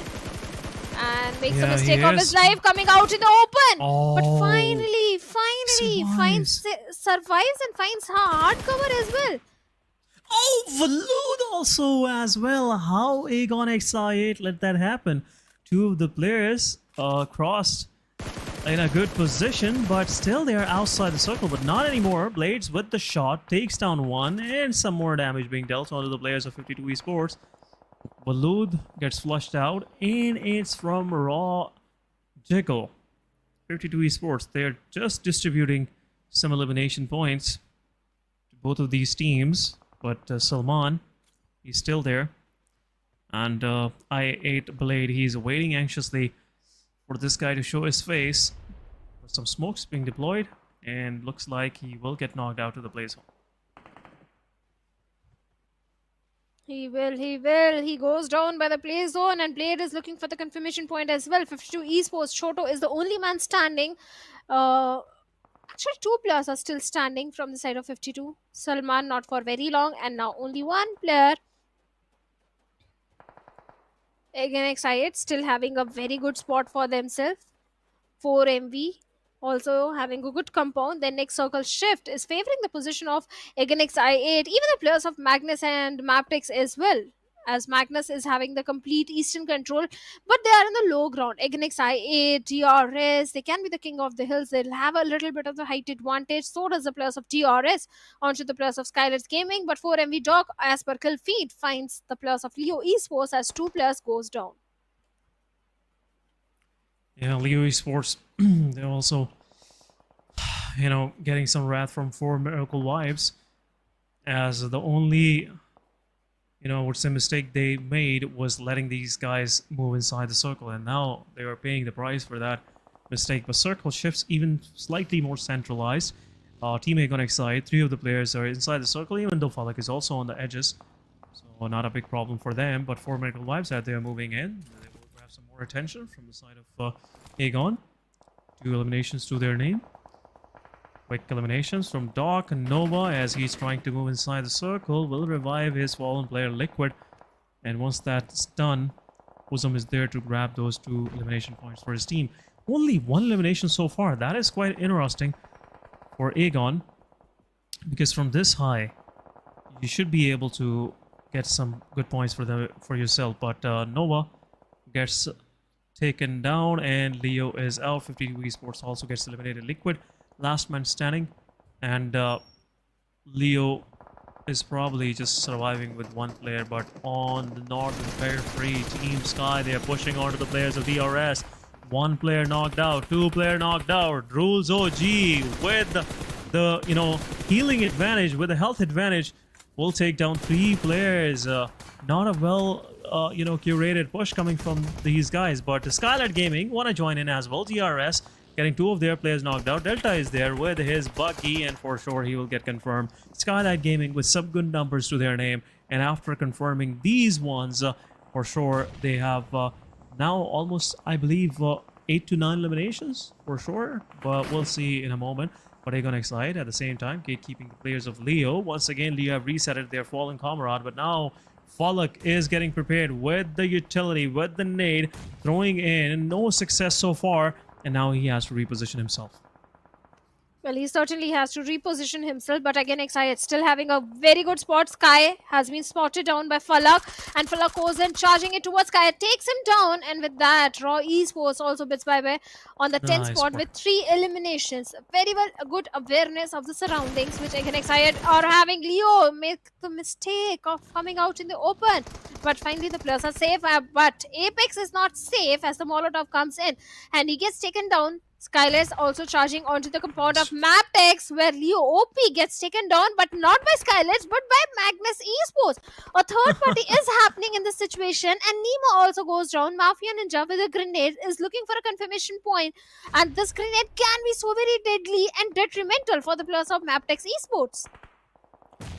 Yeah, Mabetex has nothing much to actually work on with. 2 players were surviving, but at the same time, The fight is still going on. Stalwart Esports gets eliminated at the same time, but Mabetex, they are going against the 3 players of SKYLIGHTZ Gaming. A nade goes in, takes down 1 player, and could possibly another following nade will take down Mafia Ninja. He is very low on HP, but in the meanwhile, 7th Element, they're taking down some damage onto the players of 4 Miracle Wives, but another knockdown once again. A utility will do the damage, will just confirm the final player, but a Molotov being thrown, and it could possibly be the end of the players of Mabetex. Pushing forward, Molotov will burn everything off, and a cleansed compound to the name of SKYLIGHTZ Gaming. Mr. Board just dodging some Molotovs right now, but Mabetex, after they got finished, 4 Miracle Wives, they are just dealing some more damage to the players of 7E as they were trying to make their way inside the circle, but it is over. 4 Miracle Wives.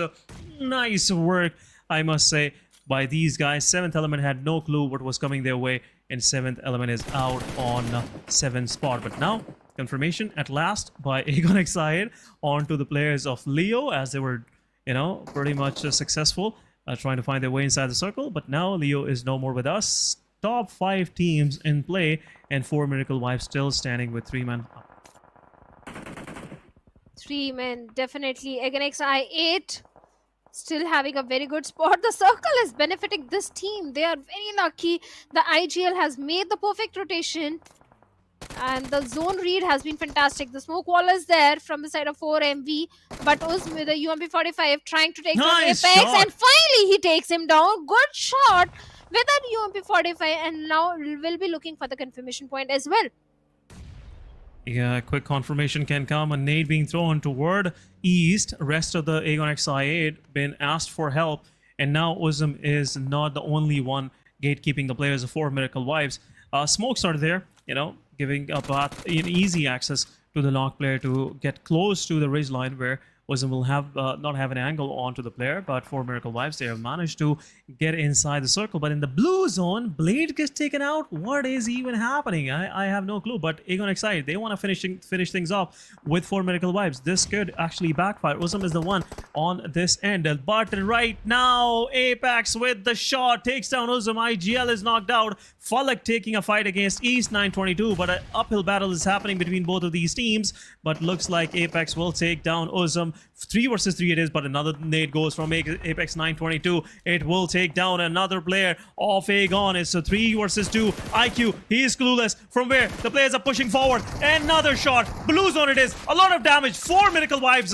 2 of their players are down, and AgonXID have some success in this process. East 922 getting pepper from a third party, but Falak get knocked out as well. Once again, 4 Miracle Wives have an equalized situation to their name, and East 922 have to heal himself up as well. But 2 of the players from AgonXID are knocked out. SKYLIGHTZ Gaming, they have pushed in as well. No Fear is there with the utility. There will be a possible confirmation happening, but there you go. AgonXID, they have confirmed 1. East 922, he is taking fight against SKYLIGHTZ Gaming as well. 2 fronts at one time will really hurt these guys, but IQ is there. Some drop from the side of AgonXID. East low on HP, and this could be another touch coming the way of Agon, but this time around Agon was pretty much prepared. 8 total eliminations, and they have made themselves into top 4. Top 4, and still looking for more finish points. 8 defeat points in their hands, and AgonXID again in a very good spot. But NBeSports, they are coming in. They are coming strong. Takes down IQ. Now Blade has a job to do, but SKYLIGHTZ Gaming also chiming in. Magnus Feeney, he can be that ugly thorn for the players of SKYLIGHTZ, because SKYLIGHTZ are not at all aware about his position.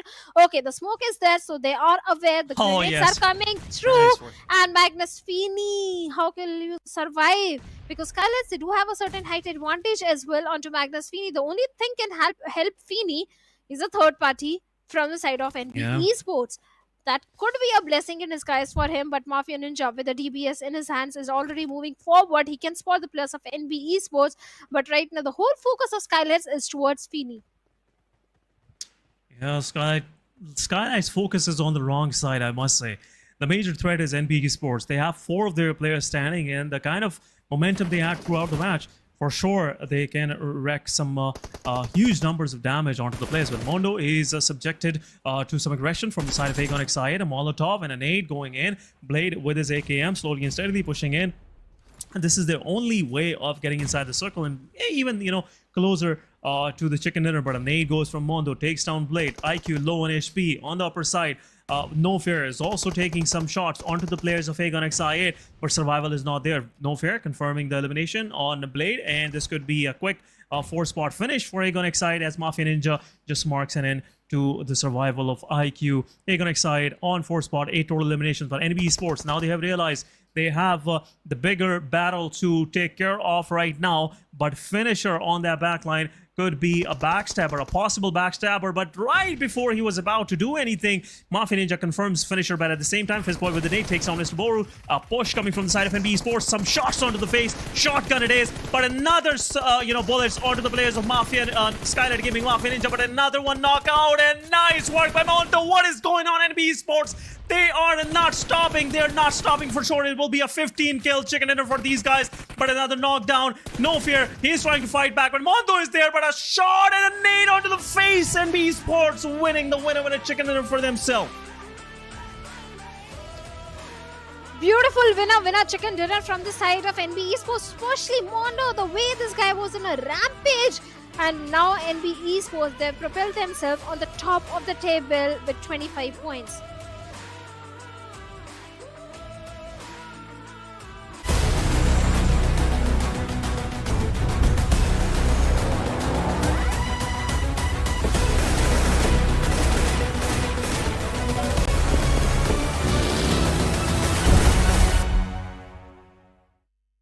Maintain a fair gaming environment. Concurrently, we've added a new damage distribution chart and icons to the video progress bar to assist investigators in making more precise judgments. In this update, we've also added a bullet trajectory display, grenade trajectory display, and an unobstructed 360-degree view of the target to make it easier for investigators to make judgments when reviewing. If you have any questions about this update, please feel free to leave a comment. See you next time.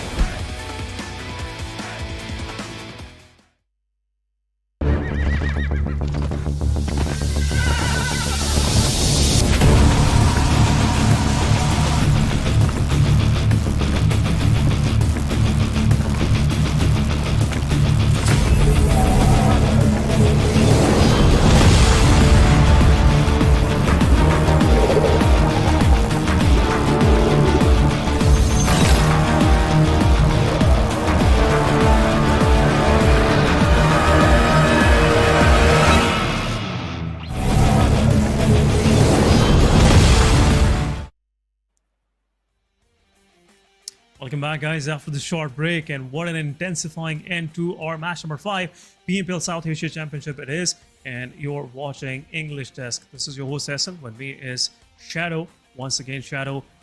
SKYLIGHTZ Gaming, they had it all. They had it in the back. They had a good position for themselves, but NBeSports, with those utility usage, they were right on point. Yeah, they were on the lower ground, and the way they were fighting with the players of SKYLIGHTZ, the utilities were on point, and Mondo, he was on a rampage. He was rushing in, getting those confirmation points and taking to the last player of SKYLIGHTZ as well. And I think he has got the highest elimination points in his team. So yeah, the entire synergy of NBeSports was very good. But NBeSports, they're already having a very good run in the very first Erangel also. They came on the second spot, then Miramar, they came on the third, then got a chicken dinner. So they're having a very good run. They're looking very strong. But talking about SKYLIGHTZ Gaming, after getting the chicken dinner in the first game, there was a dip in the performance. So they needed those points. And coming on the second spot with good elimination points definitely is going to help the case of SKYLIGHTZ. Yeah, it's definitely going to help the case of SKYLIGHTZ. And a good prediction from your side, as you were pretty much, playing onto the players of NBeSports. You were pretty, I would say, confident that they will eventually get the chicken dinner for themselves in Miramar. So sure, they did. And outstanding performance. I was thinking maybe they're on the lower edge of this ridge line. So for sure, it will be a difficult uphill battle for them. But on right time, some utility from Sekujin, also from that aggression coming from side of Mondo as he was just running through the defenses of SKYLIGHTZ Gaming. It really paid the dividend for these guys. But anyhow, guys, that's been the story. NBeSports with 2 chicken dinners so far. 5 matches, 2 chicken dinners, and some good finishes to their name. For sure, they're going to keep that first spot for themselves. This is the same NBeSports which I witnessed in the spring season. The aggression is there, the good rotations are there, and at that point, Miramar was their strong forte, and this time again, they're getting a chicken dinner in Miramar. So I'm happy to see they've got the momentum which they need, but they need the consistency as well. If you want to qualify for the GC, all you have to do is maintain the same consistency in the remaining 3 days as well. But speaking of other teams as well, 4MV, what's happening to them? Stalwarts is a big name, Mongolian team. There was a point that we used to talk and praise about the Mongolian domination, but that is completely missing in this fall season. But looking at the MVP, it is none other than Mondo, the guy on a rampage with 5 elimination and very high damage number. 1000+ damage. So he was really, doing a great favor to his team with some good assists as well. Look at 4 assists to his name. So for sure, he was being a team player throughout this match. But we'll have a quick look at the players in focus. For sure, there will be some more players showing up onto this graphic from NBeSports. We'll have a quick look on that as well. And it could be, yeah, there you go, Fistboy and Seku with 5 and 3 eliminations respectively.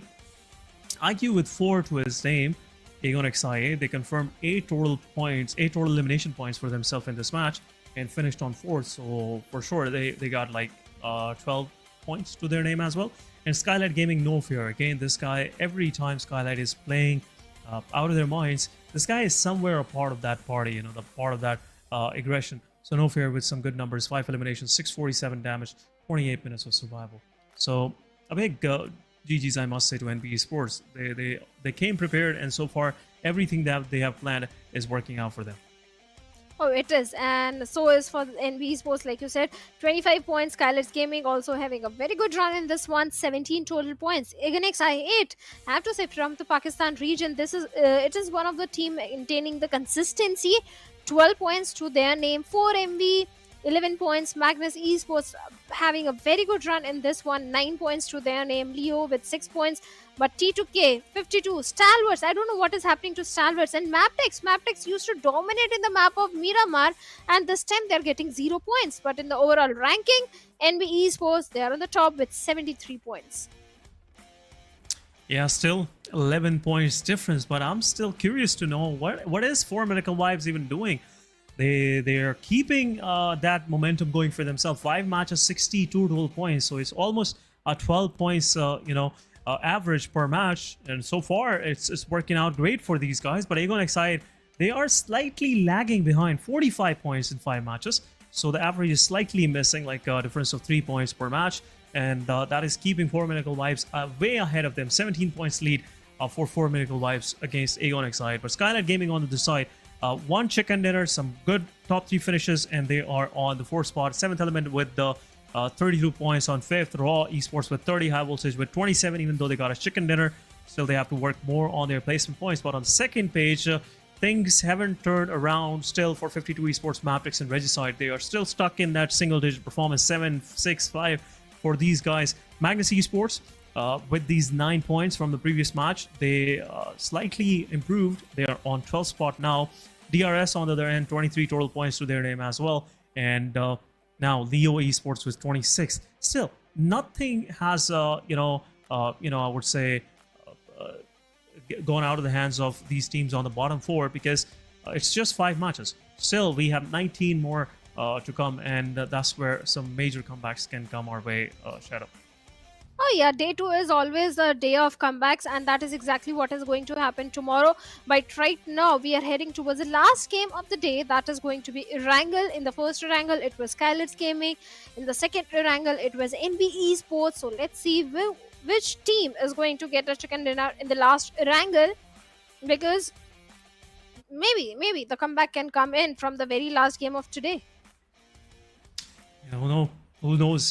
Erangel it is. Erangel, in most cases, it really helps you to find the right momentum. It's that default map. Everyone, their main strategies are on this map.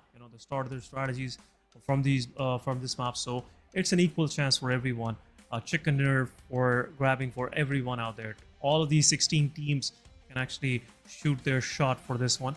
But we'll see who will come, on top at the end of this match. But anyhow, I'm really looking forward toward DRS because DRS they've been performing pretty consistent in the league stages, even from day 1 till day 4. They were on somewhere on first 2 spots, and now seeing them on the second page is really, I would say, not something I expected in this finale, but it is what it is.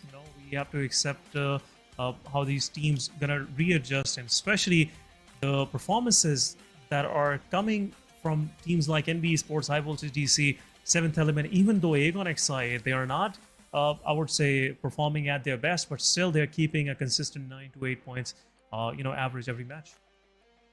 Yeah, the consistency is the key. You have to make sure you're getting those average points in every single game. Even the players of 7th Element, like you perfectly pointed out, they haven't got any chicken dinner, but all they are doing is maintaining the average points. The first game also, they came on the 3rd spot, and then I think it was the 3rd Erangel where they came on the 3rd spot again. Yes. So yeah, the consistency is there from 7th Element. Raw Esports is also one of the team that really need the consistency, because I think the best game they had was the first game and the 3rd game. Other than that, they are not getting those average points which they need. So, but they are in this comfortable spot in the overall ranking. But speaking of one more team that really needs to focus on the position points are the players of IHC and Leo Esports, because in the overall ranking, if you saw, they've got 7 placement points but too many elimination points. So it's high time they need to focus on those placement points as well. There was too many elimination points for sure. They want more. They definitely want more. But anyhow, we got the point. The thing that Shadow was trying to mention here is, guys, that it is, I would say, a good mixture of survival and eliminations. So if you're just solely focusing on gunning down your opposition, for sure you will get some fire back, and that gets a little more dirty, I must say, when you're trying to go into every fight. Sometimes you have to decide which fight you want to take and which fight you just want to leave it alone, because that's where the difference in big teams and teams that are more focused toward gun game is right there in that mix. But so once again, you have to keep it like an even Steven, at least 4 to 5 survival points, 6 to 8 elimination points. That's the right recipe, right mixture to actually win the tournaments. But anyhow, talking about our final match, guys, we couldn't hype it up as we were just continuing our discussion, but here we go. We are jumping into the last match of the day. And playing line is this time around starting from the northern part of Lepovka, close to Yasnaya Polyana, and going down south toward Primoz. Pretty an even and nice playing line, I must say, covering almost every part of the map except Zarki, because that is a far-fetched place. But the rest of the map is pretty much available for dropping anywhere you like. Well, the flight path is definitely favoring all the teams, but the circle is something that all the teams, and even I am just waiting for. But before that, T2K having a very good head start, already getting 1 elimination point onto the players of Reggie's side. Good start, but a very bad start for the players of Reggie's side.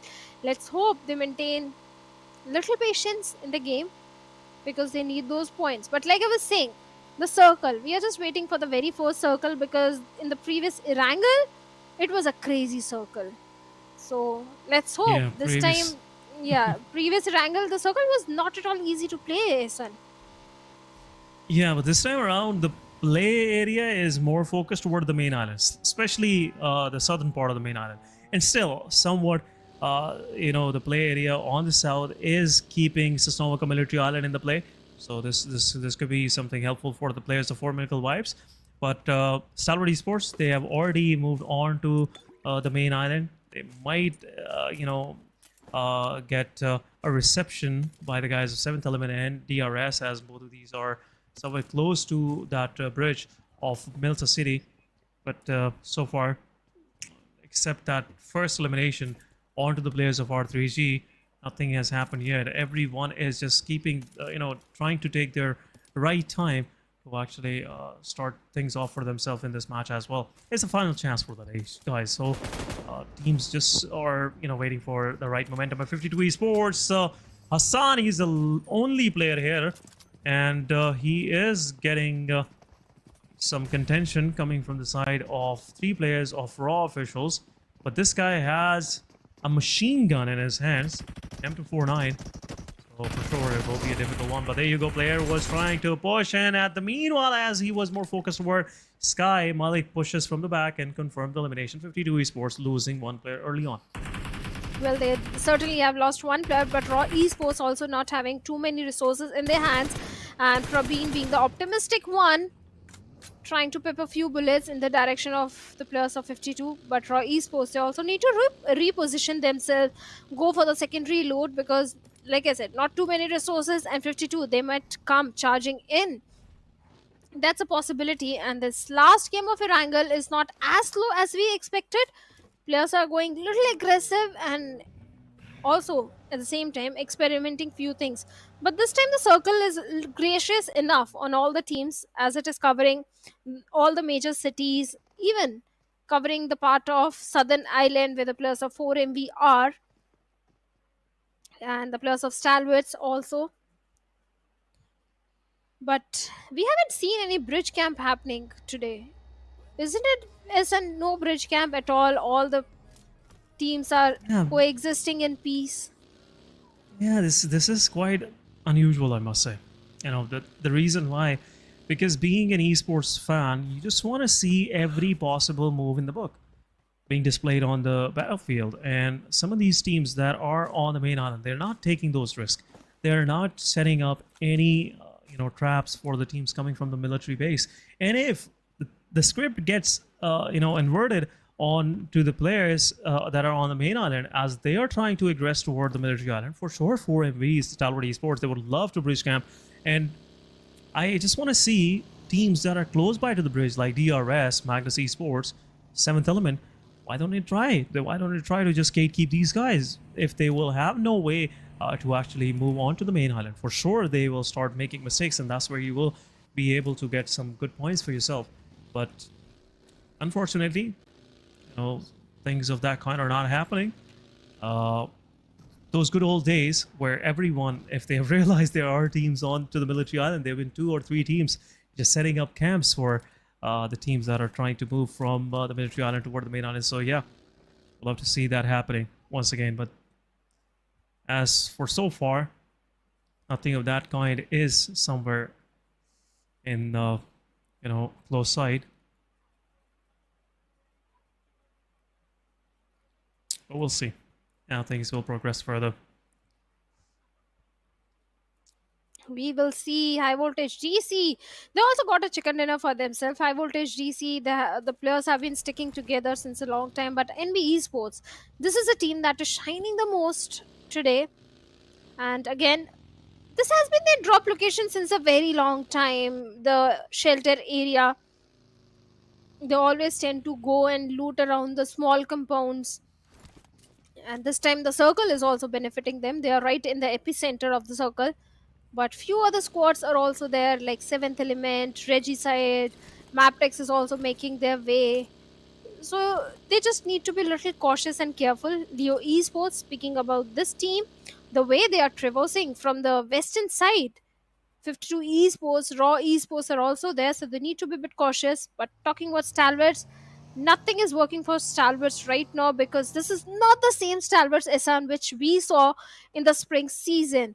They used to go all gun blazing, but this time Stalwarts, they're being a little cautious, and it is not their game style. And it's not helping their case as well. If they're trying to experiment something, okay, I can understand, but it's a qualification for GC. They have to come in top 4.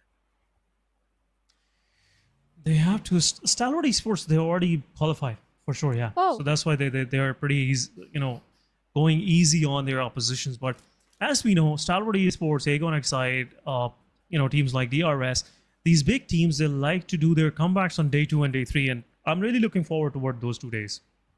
But at this very moment, I think Stalwart Esports should have some base on which they can build on top. So Stalwart Esports have to come up with a good match and at least bring in a single chicken dinner, or at least in this match a top 3 finish with some good numbers, with at least like 8 to 10 elimination points for themselves.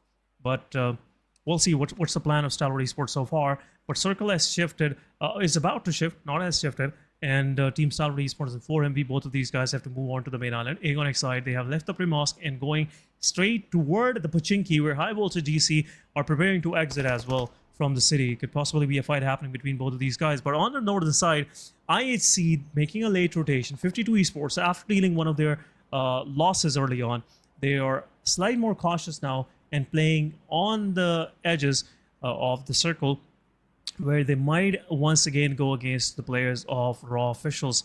But we'll see how that thing will happen. But Circle shift going slightly more toward northeastern side, where Shelter, Prison, Mansion, and some parts of school are still in play. And looks like R3G is in the dead center, and it could possibly be that team where all of these teams will try to just take their chances on. Well, certainly no one wants to take any sort of chance. But right now, NBeSports, they do have a good compound to hold on to, but they are aware about the position of DRS, and Mondo was trying to pip a few bullets. Now DRS is very well aware of the position of NBeSports. On the other side of the map, T2K, they're also locking horns with one of the team. They did manage to find a knock. Let's see if they can find the confirmation point as well. Even T2K, they are not having the best of the day today. Leo Esports, one player down. XPMPL is trying to scout the area and get as much information as much possible. There is an uphill also over there, which he can grab and have a certain height advantage onto the players of Leo's. I like the way T2K are not overcommitting into this fight, but they also need to... Okay, they're disengaging from the fight. Yeah, T2K, this long compound, and especially this compound where you have to just guess in which compound you have to take the fight first, it really makes the choice even difficult. But for Miracle Wives, look at these guys. They're doing some drifting right in the midst of this chaos, where every team in the surrounding is trying to keep themselves low, just keep themselves safe. But for Miracle Wives, these guys are enjoying themselves with their supercars. But High Voltage GC trying to disconnect few shots onto the players. But for Miracle Wives, the players are lucky they're not getting anything so far. But High Voltage, nice work done so far. They have left the city, and now they are keeping themselves right outside the metropolitan of Pochinki. So yeah, sure, they have a chance of gatekeeping anyone that is trying to move close by and pick some frags for themselves. But Blue Zone is there. High Voltage, now they have to move inside the circle, and that circle is more toward the Shelter and that part. For sure, that's where every team would like to go. But I see losing one of their players in the process while they were trying to encroach close to the players of Raw Officials. And now IHC, in my opinion, are left with only 2 players. Only 2 players remaining from the side of IHC. IHC is old Zeus. They used to dominate. They used to have that firepower and aggression, which is completely missing from their side. But right now, 4MV still at the mercy of the blue, going for the late rotation inside the circle. And this is the NBeSports circle. Let's be honest. This is their area. They like dropping in towards the Shelter side. They are very well aware of the geography and topography of this area. So this should be again a very good gameplay for the players of NBeSports or for the players of DRS, because this is their home ground, the Milta area. But Stalwarts this time also looking for a dominant control from the southern side. Not too many teams coming from that side, but from the western side and the northern side is where majority of the rotations will be coming in. But nice Sept is trying to pepper bullets onto the players of Leo as Leos are charging towards NBeSports, and Slipknot goes down through a third party from DRS Gyante. What is happening? DRS, they are chiming in as well. They just want a piece of Leo as well. But Yetauta gets confirmed. NBeSports confirming 2 eliminations. 1 goes to DRS, but at the same time, it has attracted a lot of attention from Stalwart Esports as they were trying to be a participant. But Fistboy with some early warning shots, fending off this danger coming their way. Stalwart Esports, as they were pretty close to them. But High Voltage GC on the other side as they were taking a fight against Team Raw Officials. Official not in a mood of aggressing it even any further, because it's a long stretch they have to cover before reaching close to the players of High Voltage GC, but Jiggle still shooting some bullets the way of High Voltage. And now Team Raw Official, they have closed in. But at the same time, a third party happening onto the players of High Voltage. 4 Miracle Vibes is also in the close vicinity. Oh, nice work. Nice grenade from the side of Sky. High Voltage GC, they're on the verge of elimination. The way the players are going down one after another. A lot of utils have been invested. The smokes are there, but that's not going to help the case. And it's done. High Voltage GC, they have been eliminated from the lobby. And Raw Officials having a good head start. 5 LMs already in their name. Drolin was taken out. He's knocked. Zibian comes in for his rescue mission, but 7th element, they're also charging in as Goku bot is coming for the close frontal battle. Molotov is there, but Zibian not having the weapon in his hands. But finally, his teammate was there, and 7th element, they have been eliminated. And Magnus, 2 defeat points already in their favor, but now Magnus is also chiming in. And Raw Esports, are they prepared for this fight?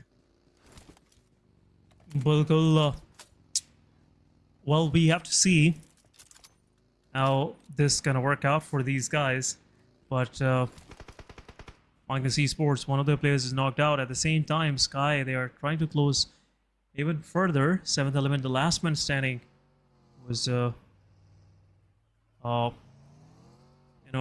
really trying to finish at least a single player from Magnus.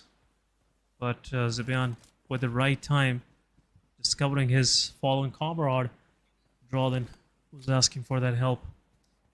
But faster, preparing a utility for the players of Sky. This could be something unexpected going their way, but it is still a major distance that this nade has to cover. We'll see if these guys will be able to throw those projectiles right on point. A good spread out coming from the side of Raw Officials. Jiggle on that off angle. This can actually rattle any offense coming from the side of Magnus Esports. But overall, Raw Officials, now they have to get inside the circle and they have to go through the players of Magnus. That's the big deal. Because Magnus Esports, they just have got their players up. Now they will be ready for this aggression coming their way from Raw Officials. But we'll see what Jiggle will decide and how he will make his team move through there. But Stalwart Esports, as they were trying to make their way inside the circle, close to the Milta, Action being the lead of this rotation, gets eliminated in the process, and 4 Miracle Vibes confirming the elimination to their name. Now Stalwart's left with only 3 players on the other side. Magnus still fighting with the players of Raw Esports as Drolin with a grenade. Drolin is having 7 grenades. Look at the amount of utils which the players of Magnus are having in their hands. If used to the perfection, I think they can eliminate all the players of Raw Esports. But Raw Esports are not in a mood to engage in a fight at this point. When the blue will start closing in, they are going for the very long route from the northern end. Actually, they are just directly heading inside the circle. And Magnus Esports, well, still outside. Now the players of Raw Esports can gatekeep the players of Magnus. The hunters have become the hunting. What is happening? But 50 to Choto comes in and do a third party and takes down Prabeen from the side of Raw Esports. The third party is still happening, and the amount of grenades which Zibian is deploying, Jiggle is still surviving over there.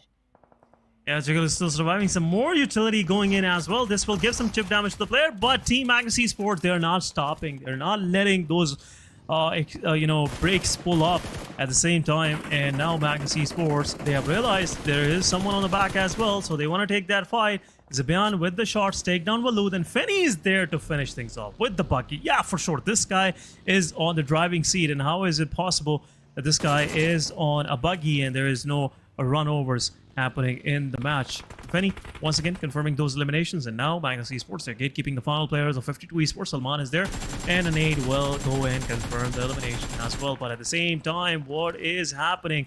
52 Esports, Chotu on the back lines as he is trying to sit inside his buggy as well. Leo will confirm the elimination on Salman, and Chotu is the last one standing. But on this western edge of the circle, there's a lot happening. NBeSports, Stalwart Esports, everyone is trying to find a way inside the circle. But now Fenny, he is on the buggy and he is chasing the player of Stalwart Esports, and now he is letting his team know that here is another team trying to find a way inside the circle. We can gatekeep, and now Magnus Esports ready to take a fight against Stalwart Esports. Stalwarts, they are on the low ground, but a third party is also happening as Roland gets taken down by those mini shots. All these teams, NB, Stalwarts, Magnus, they have to make their way inside the circle where the players of Raw are waiting. But Zabian finds a knock onto IC4, and we finds a knock onto Mabetex. Leo. Now Magnus, Zabian already closing in the distance, but he also needs to be a bit cautious because third parties can happen, and he's very well aware of that. And Tops still trying to fight from the low ground. The chances and the odds are not in his favor at all. 2 players down to Stalwarts. And in the epicenter, in the minimap, we can see the players of DRS. DRS is having fantastic position and the advantage of the zone. Magnus, they do realize the blue will start closing in, and it is the time to prioritize the circle and leave the players of Stalwarts. And that is exactly what is happening. On the northern end, we can see the players of IHC also making their way inside the safety of the circle. Oh, there it is. Magnus Esports right now, they are the center of attention for everyone.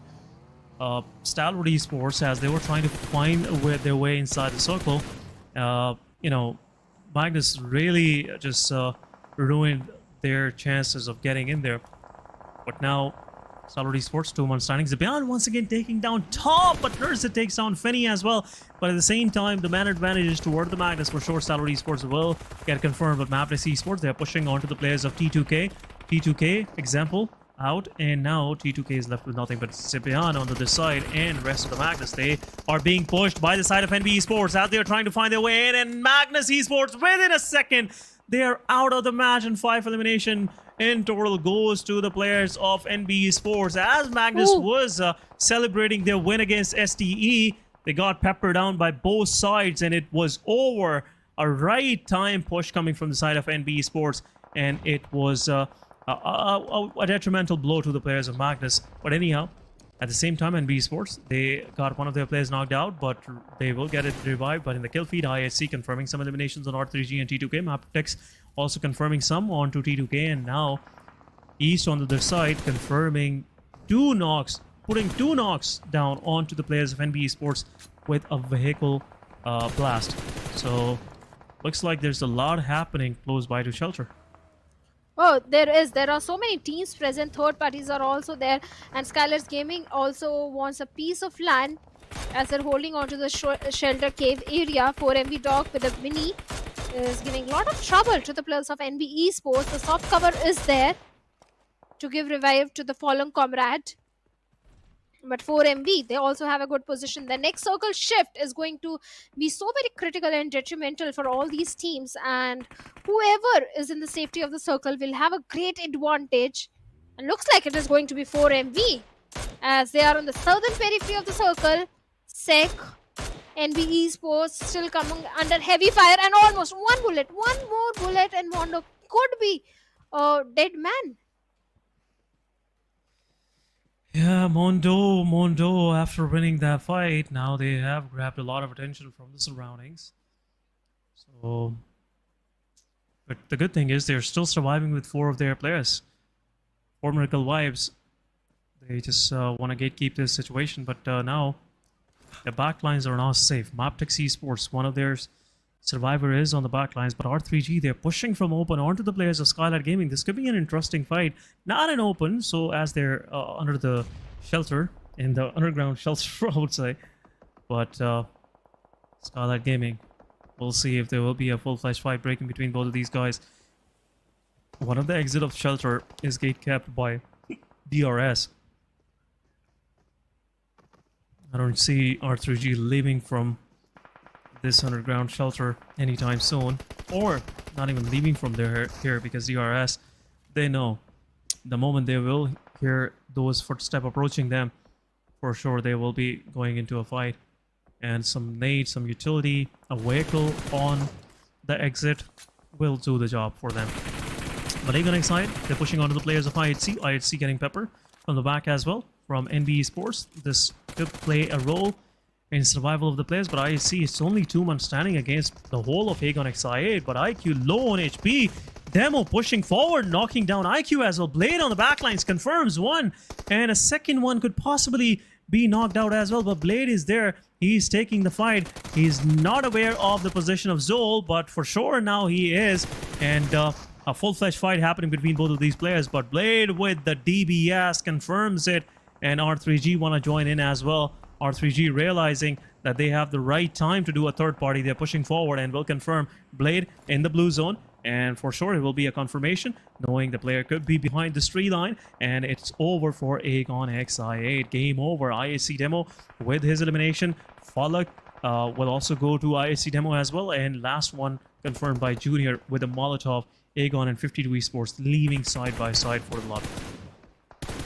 NBeSports also not in the best of the spot right now, as SKYLIGHTZ No Fear was trying to pep a few bullets. But first he has to patch himself. Not too many healings left onto Mr. Boro. Just one single first aid. 5 teams still remaining. SKYLIGHTZ having all the 4 players. But DRS and Reggie side in a close frontal battle. Roshan providing the necessary cover fire from the backlines as 2 players are chiming in, charging towards DRS. And Noki, he gets taken down by Nima with a Scar L, and a Junior, he has to go for the rescue mission. Random bullets, random shots in the smoke could be the reason for the knock onto Junior as well. But SKYLIGHTZ, they are directly charging in, rushing in towards the players. And can they find the second one? And yes, they do with the DBS, and with that Reggie side, they have been eliminated. And the next victim could be the players of NBeSports. 5 LMs already in the pockets of SKYLIGHTZ, and No Fear with that M416 spray is trying to take down the players. But from the other end, even the players of DRS are also there, where Delta is holding on to a little shack, where the remaining 3 players are inside the shelter. But 4MV doing a perfect third party takes down Nima, and instant confirmation also coming in. And now SKYLIGHTZ left with only 3 players.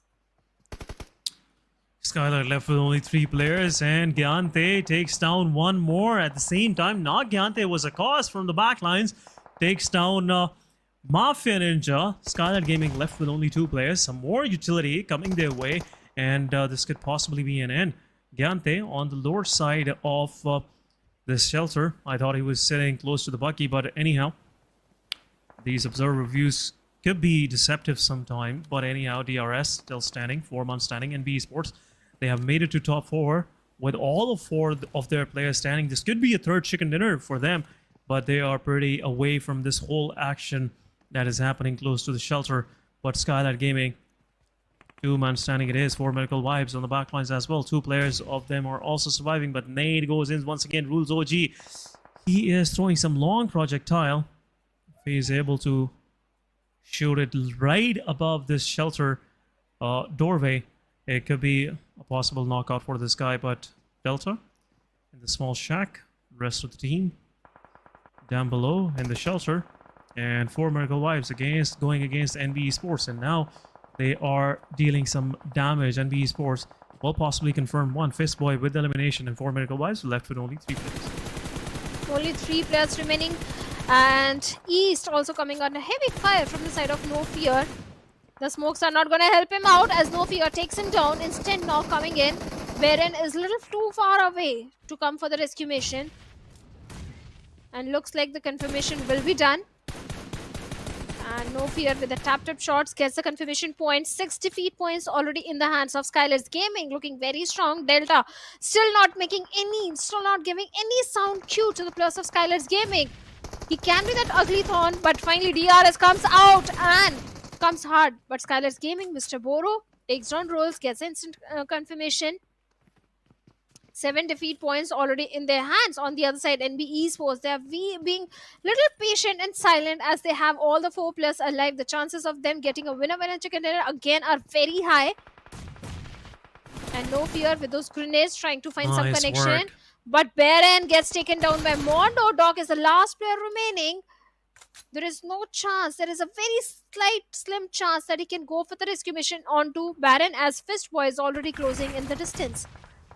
Yeah, but on this other side, the full-fledged fight breaks between SKYLIGHTZ Gaming and DRS. SKYLIGHTZ knocking down one of the players and realizing this is that time where he can actually push forward and confirmation can happen. But Mr. Boru, as he confirms, SKYLIGHTZ goes in and confirms Mr. Boru as well.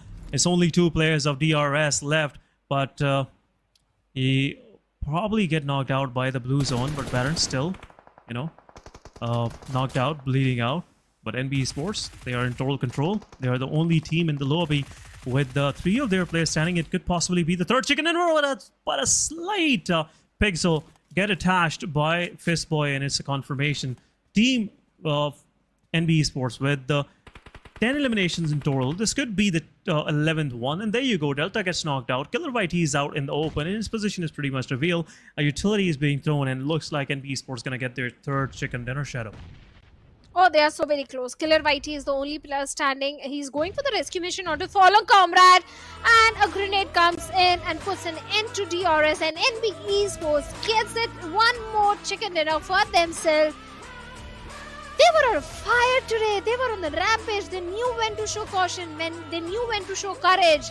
And this time, they are sitting on the top again with 22 points. I think this is the highest points of today. 22 points once again, and so far looks like Team NBeSports, they have put themselves in a very good position overall in this finals. First day, 3 chicken dinners and some good chicken dinners. I wouldn't say they confirmed those chicken dinners with 5 to 6 points. Every match they tend to, you know, approach the double digits in the eliminations, but we'll see in overall ranking how far they have placed themselves from the second position, as 4 Miracle Wives were the ones that got eliminated on the third spot in this previous match as well. But a good comeback match from DRS, as well as they got those 6 much needed placement points for themselves. But anyhow, we'll see that once we will go toward our overall ranking. But Shadow, what a day for NBeSports. This time around, you cannot say that you jinxed them. This what a good jinx, I must say. And you've been talking about these guys. You've been a fan of their performance in spring, and this time around they are proving themselves on the first day. Actually, it was Mondo and Fistboy that impressed me and Fixes in the spring season, and Blotter also, the way they were approaching the fight. And this time they are delivering the results, the way they were grinding for the entire few months between the break. And NBeSports definitely getting the third chicken dinner for themselves. But few other teams are also there, like SKYLIGHTZ Gaming. They were not performing up to the mark in the league plays, and suddenly today they got a chicken dinner for themselves. In the very last game also, they did deliver a very good performance.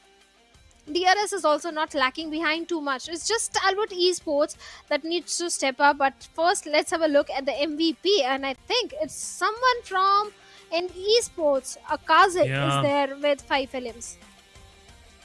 Yeah, every player stepped up big time today for NBeSports. Sec, Mondo, talking about Fistboy, everyone, they played their role. It was a much needed team effort, and everyone showed up to the task and you know, delivered whatever they could possibly. But 93 healing done, that's pretty much it. Akaz, as they were being peppered down by every side, as 4 Miracle Wives were doing third party on them while they were trying to aggress, you know, slightly downhill from up top of Potato. But anyhow, let's have a quick look at a player in focus. We have Mondo once again with 4 eliminations. Pretty close to grabbing another title of MVP for himself today. But 4 Miracle Wives, Doc and East 922. Damage is immense, but elimination points are pretty low in my opinion. 2 eliminations to each of these guys, and no fear once again from Stalwart Gaming. Just making DRS look way miserable in that situation where they were dealing 2 versus 4. Leaving DRS down to only 2 players in that very fight. But match ranking it is, guys. 22 points for NBeSports, 12 for SKYLIGHTZ Gaming, 12 for 4 Miracle Wives, DRS with 9, Magnus with 8 total points. All came in eliminations. Raw with 5, Hagonexide with 4, T2K with 4, Regicide with 4 points to their name, Mabetex with 3, High Voltage with 3, IHC with 2, 52 with 2, Leo with 1, Stalwart Esports with 1, and 7th Element with none. Let's have a quick look at overall ranking. And NBeSports on the top with 95 points, and 4MB, they are sitting on the second spot with 74 points.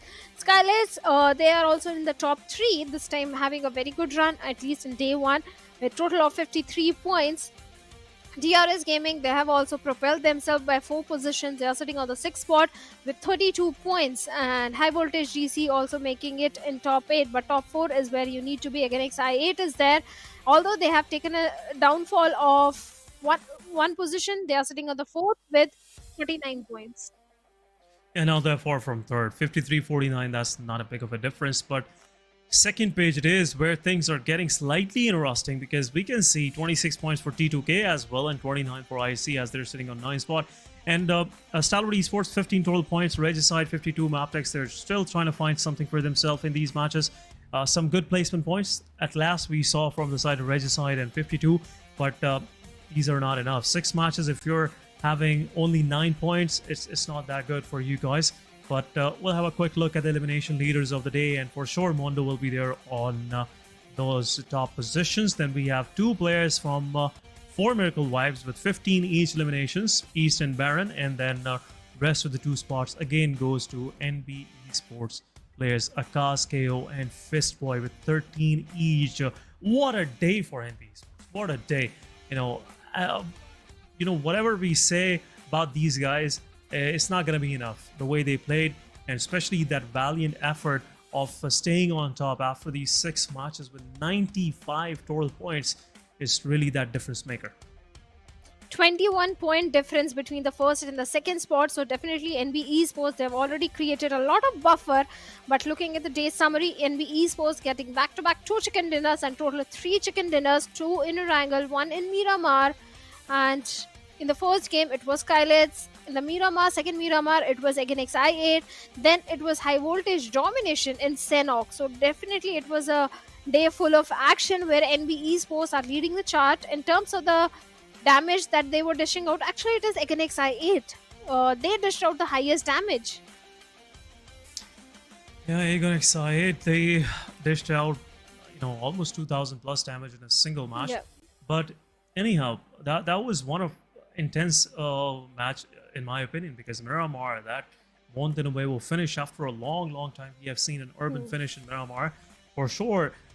In last 9th circle we had 5 teams and 18 players surviving, so how can you possibly accommodate all of these players in one place? That was my question, and we saw that was a quick chaos erupting between these teams. And at last they got excited, they seized the chance and got the chicken dinner for themselves. But there were some top contenders in that chicken dinner, so that's the reason why that was one heck of an interesting match coming our way. But guys, that was it for the day. You saw the match summary, you saw the day summary, and 6 matches. After 6 matches, the overall leaderboard looks like NBeSports is right on top, and 4 Miracle Wife just slightly trailing behind. That's still a 21 point difference. But anyhow, that was it for the day. This was your host Essen. With me was Shadow on the desk.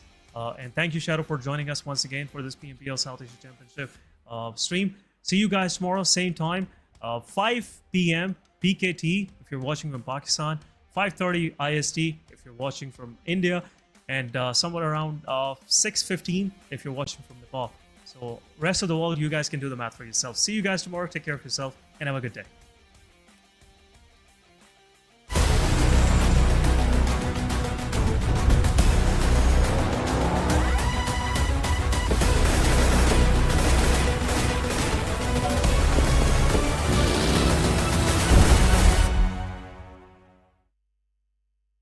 My friends, the guys over at PUBG Mobile challenged me to turn my guitar into an insane looking futuristic rifle. More specifically, the Dandy Grooster Set Cadence Maestro M24 upgradable firearm. Okay, that's very specific, since that challenge sounds like the usual madness we're doing here on the channel. I accept this challenge. But how do you want to do that? I can't do it alone, so I got the world's leading light design, special effect and show designer, and my favorite tattoo artist in the entire world to help with the design and manufacturing of this insane looking laser rifle gun, and then to play some crazy super challenging shred licks over a funk track. Painted, that's probably a good idea. I think all real guitar builders will cringe hard at this video. I don't think that this is how you usually do it. Okay, so now we have a black guitar, but we have to add a lot of rifle elements to it. How are we going to do that? The back part of the guitar is very detailed. So my idea was project the actual guitar on this piece of wood, draw it, and then we cut it out.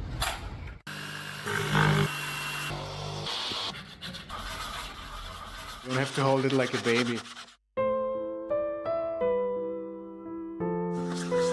We have all these parts here, and this looks pretty much like the original gun already, right? Yeah. We have to closely replicate the color scheme and all the super intricate details of this design. We got some acrylic colors that look quite promising, but what's even more important, she will hopefully help me with not screwing this up now that this is already starting to look promising. So let's do this. We will use the projector above us to trace the lines of all the details. Have fun.